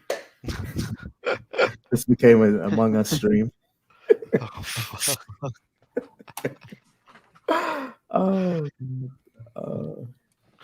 Anyway, we're going to win the cup. I'd love Hopefully. But see, I almost don't want us to, though. No. No. I hope we win. Sorry, go ahead. Go ahead and say why you don't want us to. Because I don't want to get in that two-bob fucking second-tier European competition you get if we don't get a good league place. Yeah, but at least we'd have a trophy. Right, but then we'd have to play in that fucking... Yeah, but we might end up there anyway without a trophy. I don't want to play in a participation medal competition, though. Yeah, but that's all we've earned. Oh, the amount of shit I'm going to get off the people I know that are Arsenal supporters if we get in a participation cup. Fucking unbearable. Jason, it's not just that. You've got to think, this is like the Mickey Mouse and Mickey Mouse's cups. And if we get into that cup and we don't win it, that's when you go into like a 28-year hibernation, because I will not be able to look anyone in the eye. That's why I'm like, concentrate on the league, man. At least fucking, even if we don't get Champions League, get back in the Europe. Like, fuck, I don't want that Mickey Mouse That's next to impossible. And Accelerate Agent heard all the way over to in the land down under that Toby's mad at you, Cody. You know what? He put his trust in me and I abused it, so I don't blame him. I don't blame him for being angry. Well, look at that. Brian is responsible for spreading the rumor that you had conversations with Toby's dad, and that's how you found out he was a mole. I didn't say that. Listen, listen, mate. I'm guilty of a lot of. Stewart was the one that Cody knows about that. Mate, I have to tell you, I'm guilty of a lot of things, and I heard that. I did hear that somewhere, though. I don't think it was Brian, but I've got such a complex as well, because I've said so many things that I would want to do to Daniel Levy, or I hope happens to him, that I'm actually worried that one day I'll be in England and they'll say something's happened to him. You get arrested. And everyone's going to be like, Brian, you're in the country. I think I'm become a prime. I'll have to get a flight back to Canada immediately. Well, come on right now. Doing good things. Will, can you go back to Dan Ann's comment? So just whilst you're doing that, guys, I've got to kick off. So listen, I'm going to go. But Will, always a pleasure. I will see you on Matt Hayes' show. Yep. Guys, always a pleasure. Have a great evening. And I'll speak to you soon. Bye-bye, Brian. Take care, guys. Bye-bye, Brian. Bye-bye. Brian. Great having you on as always, man. See you later, guys. Yep. Dietrich Kane, will you promise? I'm on the show, bro. Click the link. Let's go. Yeah, just click the link. It's pinned to the top. If we win the Carabao Cup, will you be going 8-hour stream? I'm gonna do 8 hours, brother. 8 hours. And Brian Daigle, he has committed to do the whole 8 hours with me. If we win. Okay. If we win. That's about. If we lose, I don't know if I'll do the whole 8 hours, but I'll probably do like 5 or 6 because I'm sure we'll have a lot to rant about. Well, go back to Dan N's comment. Dan N. I just want to feel like I'm famous. You know what I mean? Baseball signs. You are famous, Cody. Deli Ali one. You get invited on more shows than I do, Cody. I don't want to hear any of your crap. But I don't have my own channel, so I can't really be famous. You can be my co-host. We'll split it 70-30. For the cup final, who would you? What a split! You were picking the scene. Well, I paid for all this whole jazz and this. But he's the talent. Well, thank you very much. All right, 60-40, Cody. There you go. Jason? Jason's your agent. Jason, You're welcome, Cody. Yeah. What formation should he go for the Carabao Cup final, Jason? For the Carabao. What formation should he go? Yes. There's not so much fun. Shit. Look, if we could play 3 in the back, I would say go play 3 in the back. I don't think he's not got the balls to do it. He wouldn't do it. I mean, shit. You got Aurier and goddamn Reguilon that want to play wing backs and push up. Exactly. He wants to. I mean, they want to. I think again 4-2-3-1. 4-2-3-1. Yeah. I would. I would love to see. If I would. I wish we could push Ndombele up for a little bit further up the field, man. Exactly. I think we could push. I wish we could just push him up. I mean, if I don't know, man. I don't feel confidence. I don't feel confidence beside Højbjerg, playing Ndombele beside Højbjerg. I think he suits more of a center attacking midfielder, to be honest, man. Mm-hmm. He does. I think Ndombele is similar to Paul Pogba in that exactly where he's a lot more skillful, and I think if he's pushed up a little bit further up the field, he'll make a world of difference. I mean, I think we have. I didn't make it up. Alejandro said it too. One of the Bryans said that they heard it from that Cody had spoke with Toby's father. I wasn't dreaming. I mean, but then again, this is why you're supposed to have. This is why Winks is supposed to be somewhat of a decent player, or somebody that could play back there with goddamn Højbjerg, so you could push Ndombele. Exactly. Because Ndombele can't do up and down. He can't do up and down. He can't sprint that much. I don't think he has the fitness to be a. He's not a box midfielder. He's not a box to box. Exactly. He's not a box. Exactly. It's obvious. He can do a decent job over there, but he can't play there. I don't think when he was signed by Pochettino that was why Poch signed him. I think I don't know that it's going to be an interesting. I don't even know how we're going to play in this cup final. I don't even know how we're going to play tomorrow. Exactly. I don't know if it's going to be very pragmatic. Nobody knows. And that's probably the most the most telling thing about this entire season is that we just do not know how we're going to play. You know what I'm saying? What we're going to play. We just don't know. It's been like this the whole season. But City has packed schedule on that week, I think, to be honest. City has packed schedule. After 2 days after that match, they are playing against PSG, I think. That's why I think it's going to be a tight match. And then we also play Southampton a couple of days before. Exactly. On what is that? Is that a Wednesday or Thursday game, I think? I think it's a Wednesday or Thursday game before we play that cup final. I don't know. It's going to be very interesting. I think it doesn't matter who Manchester City play 3 days after, 2 days after. They are not going to want to go into the first leg of a Champions League semifinal on the back of a loss. So we are going to see a strong, hungry Manchester City side. Absolutely. If we're going to beat them, honestly, I as a Spurs supporter, I cannot see us winning without luck. I cannot see us winning without a fortunate VAR decision, a fortunate offside, poison lasagna, whatever you want to say. And maybe we've paid for this up front in the past with the pain and suffering. But yeah, you know what? The reality is, and this is why if we come to the discussion about top 4 versus trophies, I argue top 4. That is because we are always going to run into top 4 sides in our quest to win trophies. So it only makes sense that if we have a squad capable of finishing in the top 4, then we will have a better chance of winning trophies. I don't want to be sitting in 9th place going up against 1st, 2nd, 3rd, or 4th in a cup final year in, year out, because the odds are we are not going to win those cups. And history proves that statistically. So, yeah, I mean, do I hope we pull off a miracle?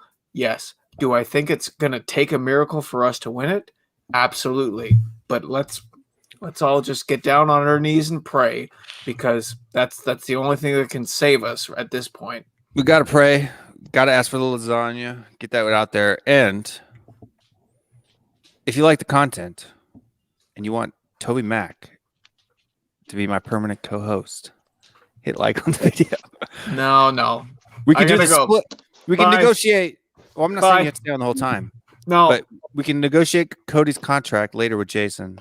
And, yep, I'm here for you, Bob. I got you. I'll do that. Cheers. Great discussion as always. Appreciate Good night, it. Cody. We'll see you in the morning. Are you going to watch us on Matty Hayes? Yeah, absolutely. Good night, I'll Cody. be right Good night. there. You'll see show, me. you can jump in. Good night, Cody. Yeah, don't you worry. You'll see me. All right, good deal.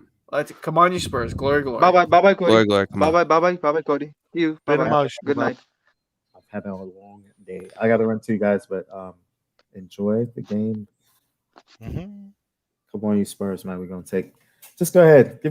I'll take 5-4 with us winning. I'll take that. I'll take that. Okay, why not? 5-4 with a win. With a win. But he's here from Canada. And I like him, honestly. Mm-hmm. Dietrich Kane. What's going on, my man? What's up, man? Not much. Come on. You guys be good, man. I'll see you. Hello. All right, Hello, man. What? Hi. So, Dietrich, for people that is their first time on the show, we always let them introduce themselves. So, tell us a little bit about your Spurs encounter and what you think about tonight's topics. Okay, so I'm from Canada. I started supporting Tottenham since I was like 15. I'm not a pro like you, Will. You know more. You have more knowledge than me. But come on now. No, it's true. But I honestly feel like this panel was good. Like everything you said, like I totally agree. Like we're like in a long way from succeeding. I'm not gonna lie to you.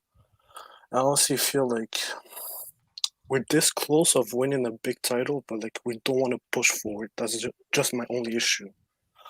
And I don't blame Mourinho 100%. Like he could do better, I agree, but like he doesn't have the tools, so I won't blame him. I blame Levy. So that's just what I have to say. Yeah, no, I mean, and what's going on, Vicus K? Thanks for the compliment, and thanks for the subscribe. I saw that you had subscribed earlier. Thank you for that. But yeah, no, man, I agree with you. I don't think it's 100% Jose's fault. I think there are certain things that are Jose's fault. Yeah. But I don't think it's 100% his fault. Yeah, Jason, what do you think? No, I think he's made some poor decisions. Yeah. I really do, but I don't think the blame is completely. I just think it's the perfect storm of fuck up. Yeah, no, I agree. Where we are, you know what I mean? And I think a lot of the I guess you could say the bad decisions were almost kind of forced on him. We're kind of decisions that he didn't necessarily want to make or felt like he had to. Like what? For instance, not being able to play the players that he wants to play because of some other political BS that's in the back, going on behind the scenes that none of us know about, right? Like this whole Toby situation, right? Yep. He doesn't not want to play Toby because of his talent. There's some other reason that's happening, right? He doesn't want to not have to, not have any substitutes for Højbjerg because Winks and Sissoko are absolute garbage. He's forced to make these decisions. But he can play the youngsters, like the youngster, like the Irish kid. Yeah, but I mean, a lot of them, I think the only reason he doesn't is because the youngsters that are there now are very young. Yeah, 16, 17. And he doesn't want to put them in a position of failure, which could have a real detrimental effect on them. Yeah, right off the bat. Yeah, it's nice if you can bring the odd youngster in here and there and sort of bolster them up, you know what I mean? But like, when you put a 17, 18-year-old in and it's like, right, this is on you, that's not a good scenario. But he did that with Harvey White versus versus the what's it called? The team that's not even a non-league team.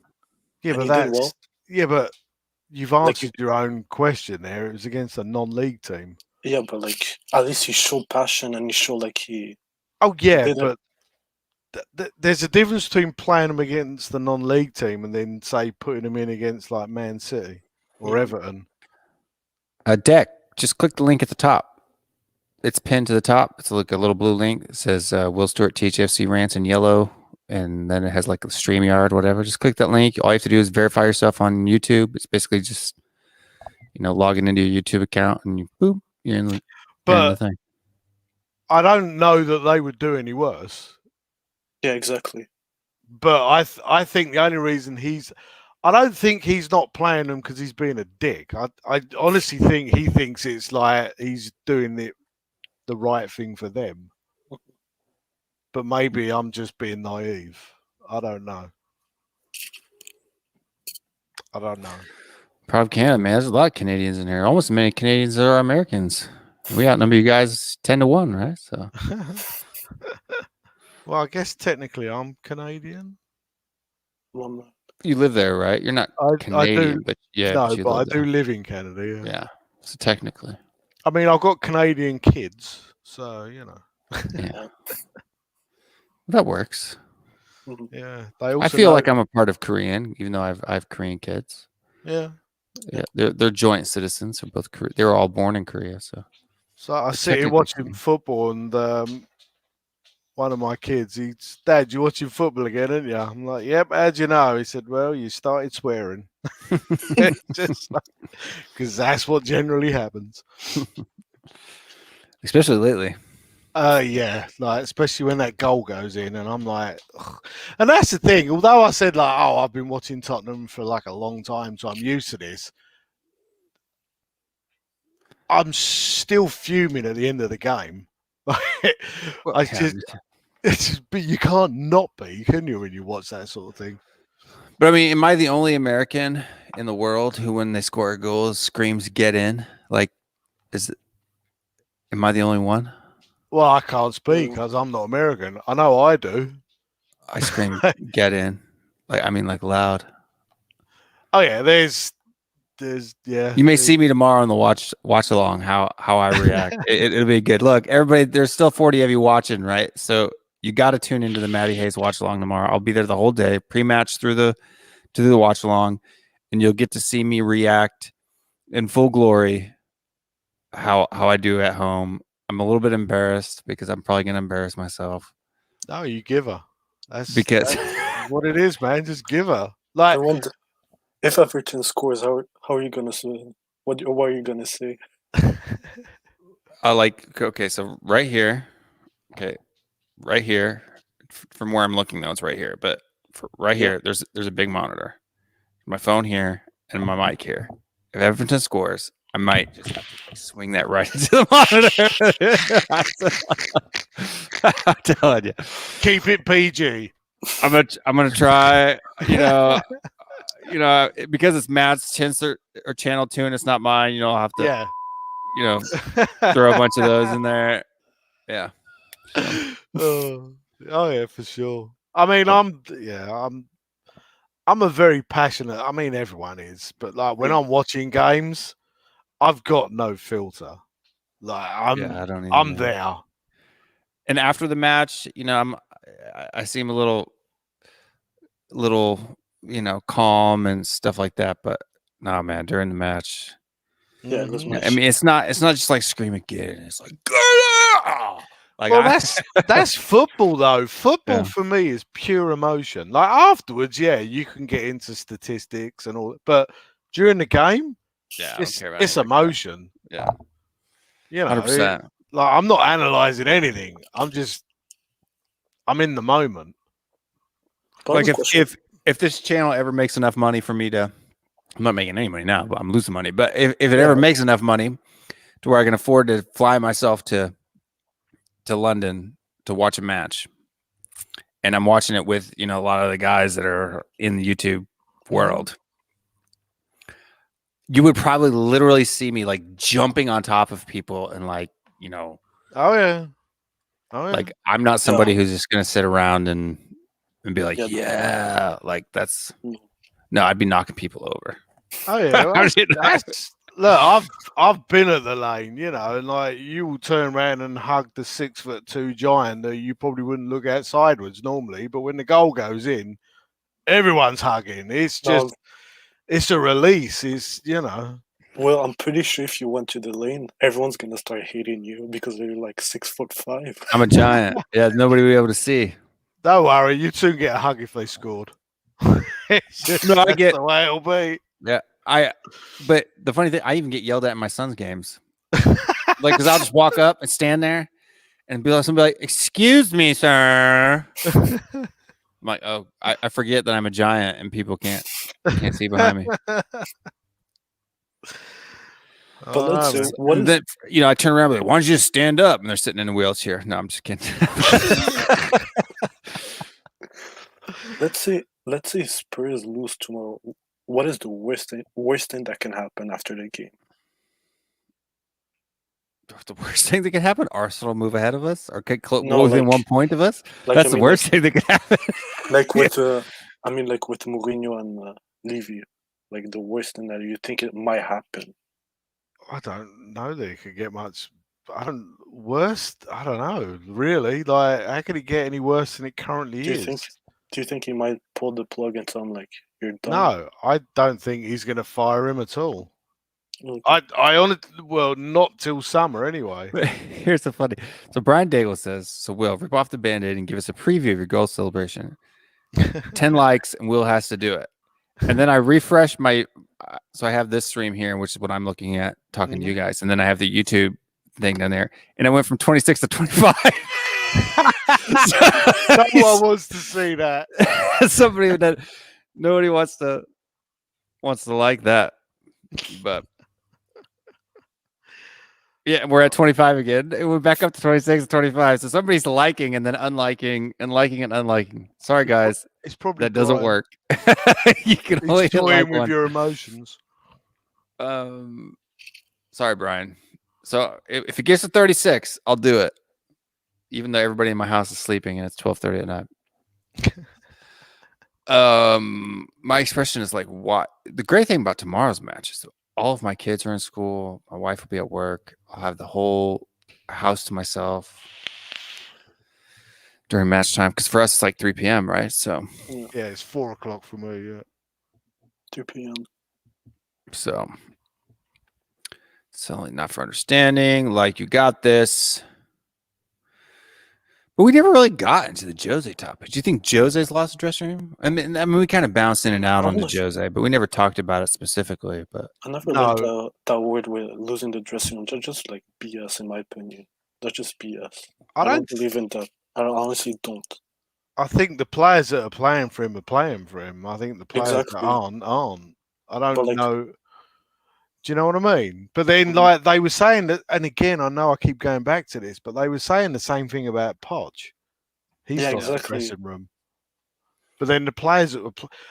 That said, I do feel there were less players playing for Poch towards the end than I would say I would think of playing for Jose or appear to be playing for Jose. yeah, I know. I agree with you. You I know, agree with you 100%. Like versus the final, we might get our answer. Honestly. during Yeah, the I think. final. Yeah, I think you really see it there. Mhm. Now, you know, if we come out and play with energy in the final, and we do, you know, and we still lose, that's one thing. right. But if I see like an Arsenal performance, like that second Arsenal, like the second North London Derby type performance, I'm gonna absolutely lose my shiznat. Well, I mean, but if for we score a goal and then start sitting deeper and deeper and deeper and deeper like that bothers I me. honestly don't think we did that against Arsenal though. No, we just got played off the park. Yeah, we just stopped playing. It was not even like we were sitting in it was not like we parked the bus. No. We just stopped playing. We were still spread out and just got beat. Mm-hmm. I think like if the Doherty factor made a huge difference versus Arsenal. Yeah, but honestly though, I'm not saying Doherty is good, but Doherty got hung out to fucking dry. But that's the issue. Like No one was helping him out there. We're at 28 likes. We need 8 more. But if you think about it, if Tierney and whoever was playing left wing was like going all over Doherty's side, so basically it meant like Bale was open on the right hand side, so someone could have given him a long ball, like he's just like him versus like maybe Gabriel. Right. The problem is we didn't have the ball. Well, like if you know, I mean, they were playing through us at will. Sure. Yeah. Yep. But didn't Tierney get injured though? So now he's injured. Yeah, another knee injury. That was against us, wasn't it, or was it the week after? I don't remember. The week after. We should have done it the week before. Everyone lost hope when Lamella came in for Son. I think like when Son was still there, like no one like give the crap, honestly. Yeah, but I mean, Son will be there for the Manchester City derby, and I don't think he'll be injured again. He had a pretty decent rest, international break. He didn't go back to Korea and play. But last game versus Man U, he looked tired, in my opinion. He looks tired. I thought he looked better against Man U. Honestly, don't think so. The game before that, Newcastle, you know, obviously he was just coming back from whatchamacallit. Against Man United, that first half he looked a lot crisper, and I think he'll get even crisper against this Everton. I'm telling you, man, you'd be surprised at what even a week can do fitness-wise. You know, if you haven't trained, if you haven't done anything. See, I feel you should swap him and Dembele. Son? Oh, sorry. I was talking to my son. I didn't think he was talking about son. Sorry. Yeah, no worries. My son's plugged the toilet and he's asking me how to use a plunger. I'm like, I don't know what my kids do that all the time. What's up with the kids, man? They use like a half roll of toilet paper. I know, but it's like, how do you use a plunger? I'm like, I don't know, son. You put it in the toilet and you push it up and down. Like, it's not that technical. It's just not. No. But anyway. I'm telling you, my kids are pros at it now because they do it so often. I'm telling you that right now. Yep. I swear, the amount of toilet paper that I go through in the boys' bathroom, because I have 3 boys. That's the only kids I have. Yeah, I've got 3 boys in the house. And they're 2 years apart from each other. So 2 and 2 years apart. So it's like 07, 11, or 07, 09, and 11. Okay. So, yeah, they are. I've got a set of twins. They're both 12 and like a 20-year-old. But it's the 20-year-old that don't know how to use the plunger. Are you serious? No, I'm being real. I failed as a parent. That's all there is to That's it. hilarious. Well, yeah, like I said, I don't know what to tell you. Join the conversation. There's a link pinned to the top. You can see it in the chat. It's like blue and yellow. You just tap on it. No, I was talking about the Celso. Oh, Celso? When you were saying about how because honestly, I still think he's trying to get up to fitness. And I think 33. We need 3 more. Or even he's playing out of position, in my opinion. Who, Lo Celso? Yeah. I don't know, man. 3 more likes. 34. 2 more likes. And then we get to see it. So if I unlike and like it, no, that won't count, will it? No, it won't count. It'll drop and then go back. That's the problem. It's got to be a new watcher. There's only 37 people on the stream right now, so the odds that there are 3 people that haven't liked the stream already are pretty slim. So I may be safe. I may not have to get. Somebody just joined the stream. Hit the like. It's important, and not just for the algorithm. Oh, 1 person left. Oh, it's gone up to 35. Oh, somebody's logging into their other accounts and liking the stream. I have 70 alternative accounts! Yeah, well, I just went to you and liked. We're at 40 now. People are logging into their other accounts liking the stream. All it needs is one more. Here we go. It's still sitting at 35. 36. Dadgummit, you guys. Dadgummit. Is that as American as it gets right there? Dadgummit. All right, I'm going to have to ask for forgiveness tomorrow morning after I wake up my wife and kids. Are you ready for this? I'm going to move the mic away because it's going to blow your eardrums out. Get it! Yeah, come on now, boys! Let's go! Come on! That'll do it.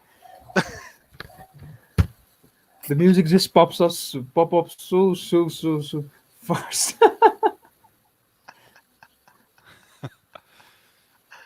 I'm so afraid now. At the time, but I did it.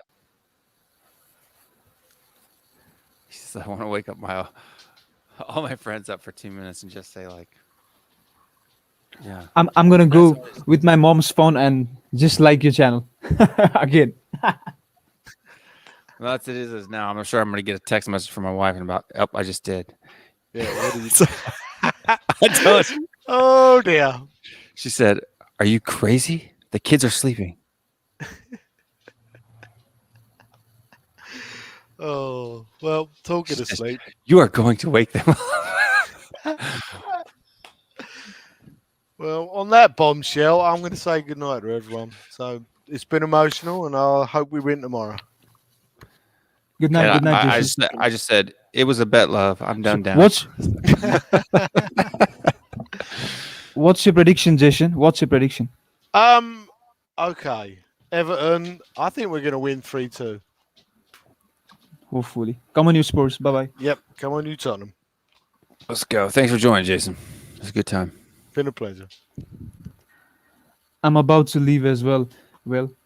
Yeah, we've only got about 9 more minutes anyway, so. Okay, so what's your starting 11 then? My starting 11?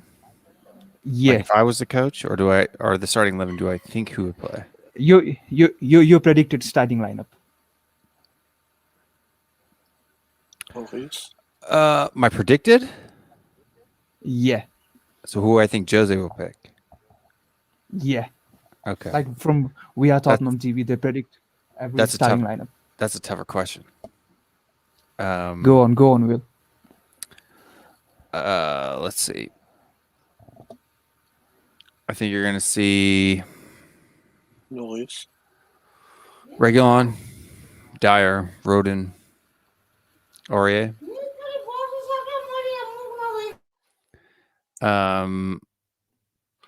So Reguilon, Dyer, Rodin, Aurier, Højbjerg, and Ndombele.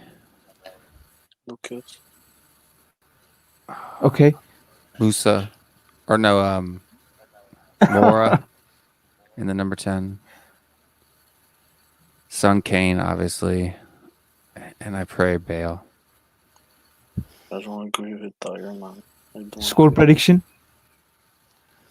Score prediction 2-1. It's all good. I'm going Brian. for 2-2. It's all good. She accepted my reason. It was just funny. I told you, she's like, "Are you crazy?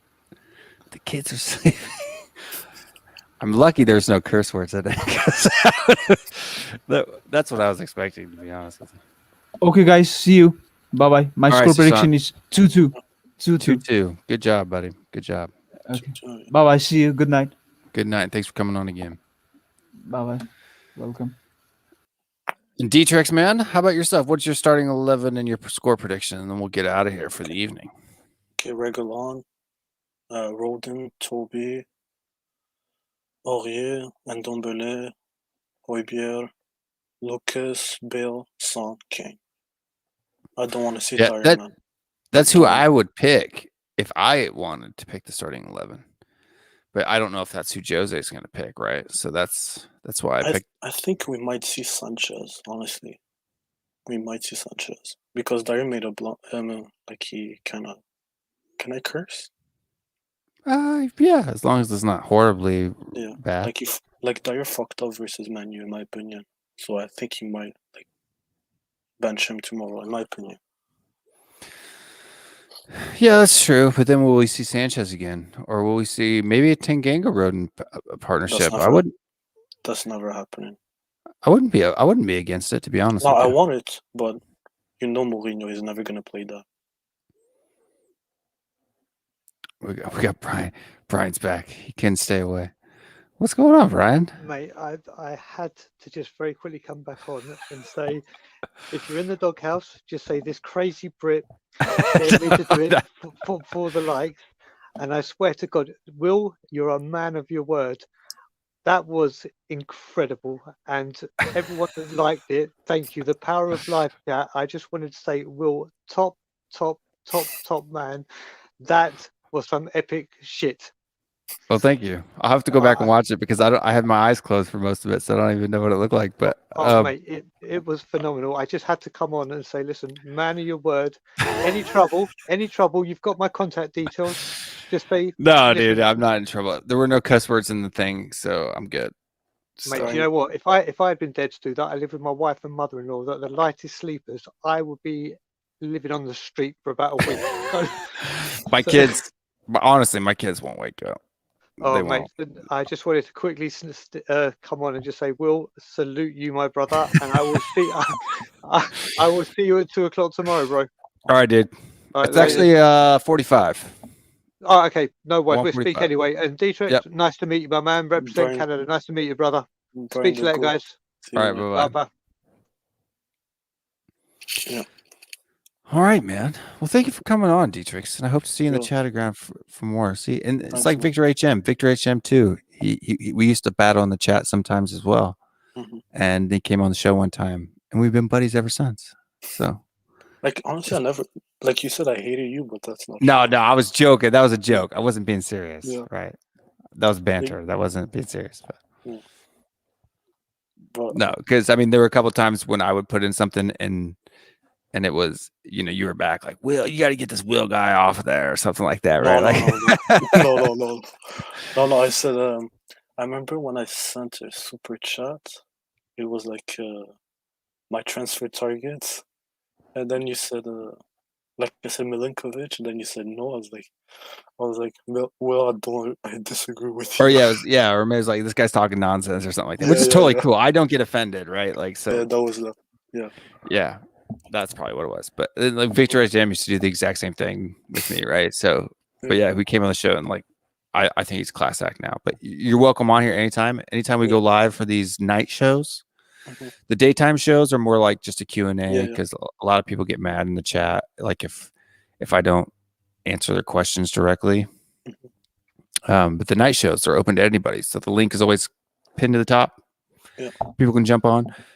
Thanks, man. Yeah, there's a couple of times tonight where we had 10 people, one person waiting backstage, one person would jump off, and I throw the new person in. So thanks for the subscribe, man. I noticed you subscribed the other day. I was like, yeah, Dietrich came, man. He's in there. So, but how did you like? I have like mild hyperthymesia. Yeah. Do you know what that is? Kind of, I've heard about it. Yeah, so hyperthymesia is like you can remember almost every day of your life. So if it's not quite like 60 Minutes crazy where like I can remember the exact day of the week, but I can literally visualize, like even when I think about the comments that you made, I literally can visualize my phone in my hand and the comments as they're scrolling up the screen. If you remember exactly where I said that, like honestly, I'm gonna say bravo.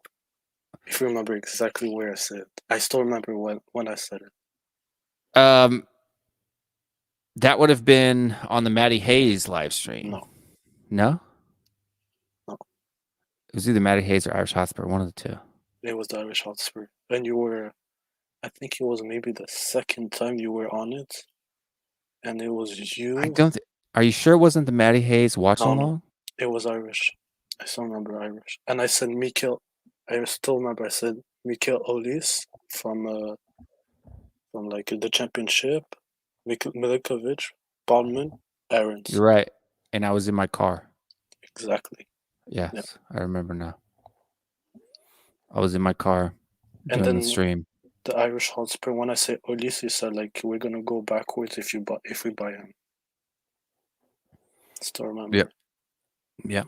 No, I remember now, 100%. I remember I was in my car at my son's training. Exactly. It was the first time that I was on. It was me, Sean, and yeah, I remember now, 100%.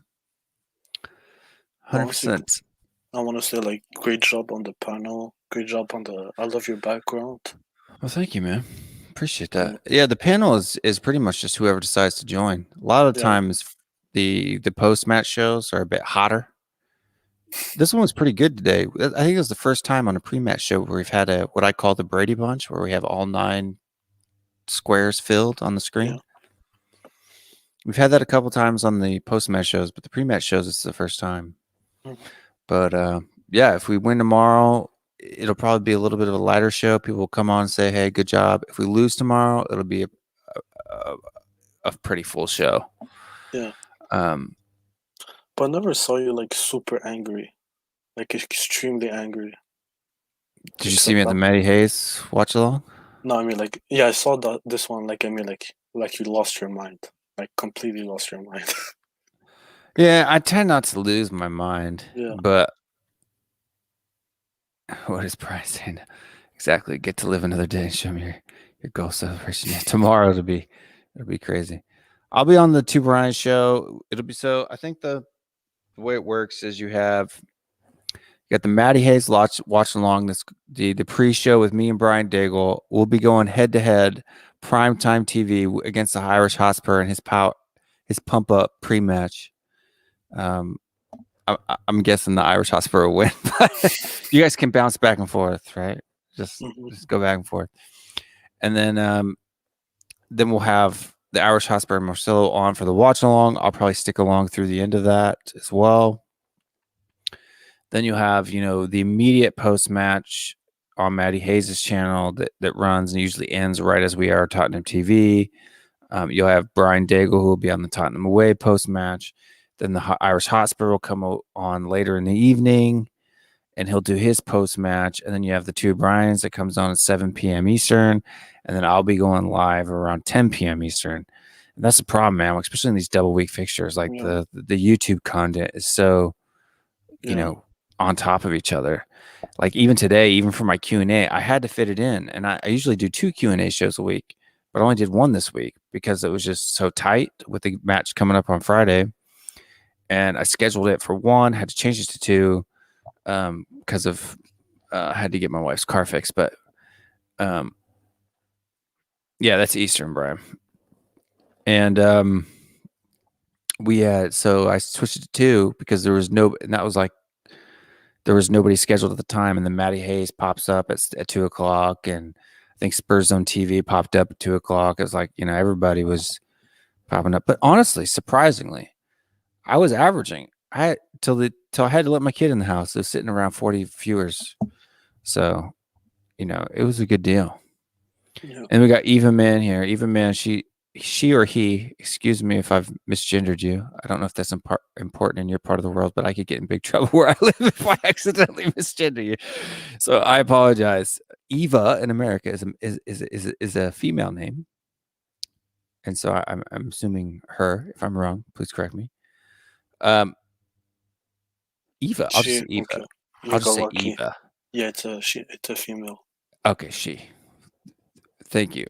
So Eva, she lives in Hong Kong, and so she's joined on. We're actually about to leave now, Eva, but you are welcome to scroll back and watch 3 hours of the stream in your day.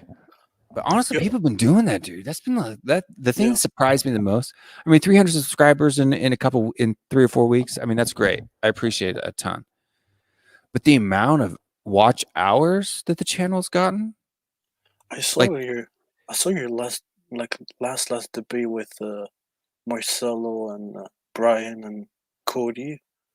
It was the defense, if I'm not mistaken. Yeah, is it defensible? That was one. Yeah. Yeah, I really like that. I watched. That was a good show. Yeah, that was really good. the Manchester United post-match show was a really good one. Too. Yeah, this one too. That post-match show was really good. The first hour was a little bit slow, but after the first hour, that 2, 3, 4 hour, it got heated. Yeah, it got good. There was the Levy one with Brian Daigle. That was a good show too.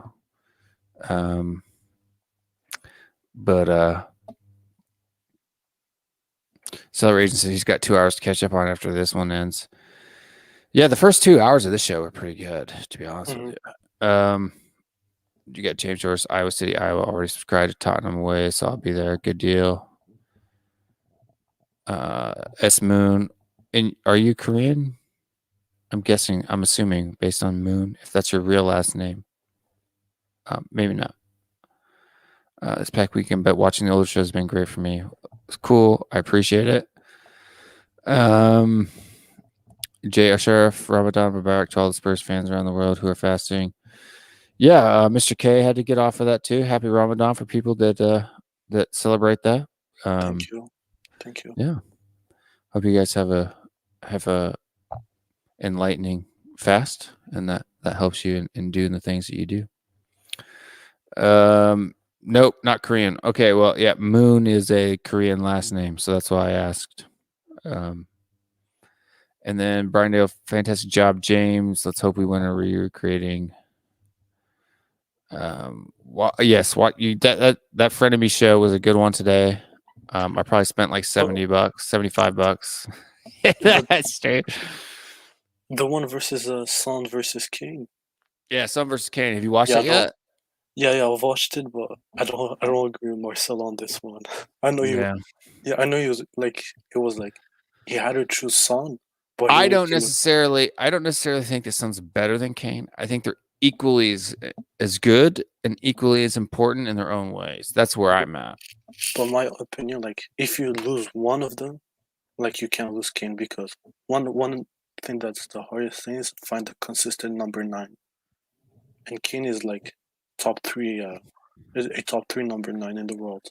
Honestly, right now, I agree with you, but wingers are just as hard to find nowadays. To be honest, good players at any position are hard to find these days. Center backs are tough to find. Fullbacks are tough to find. Attacking midfielders are tough to find. Everybody's tough to find. No, you have honestly center backs. You can find them, but like, are you ready to splash the money for it?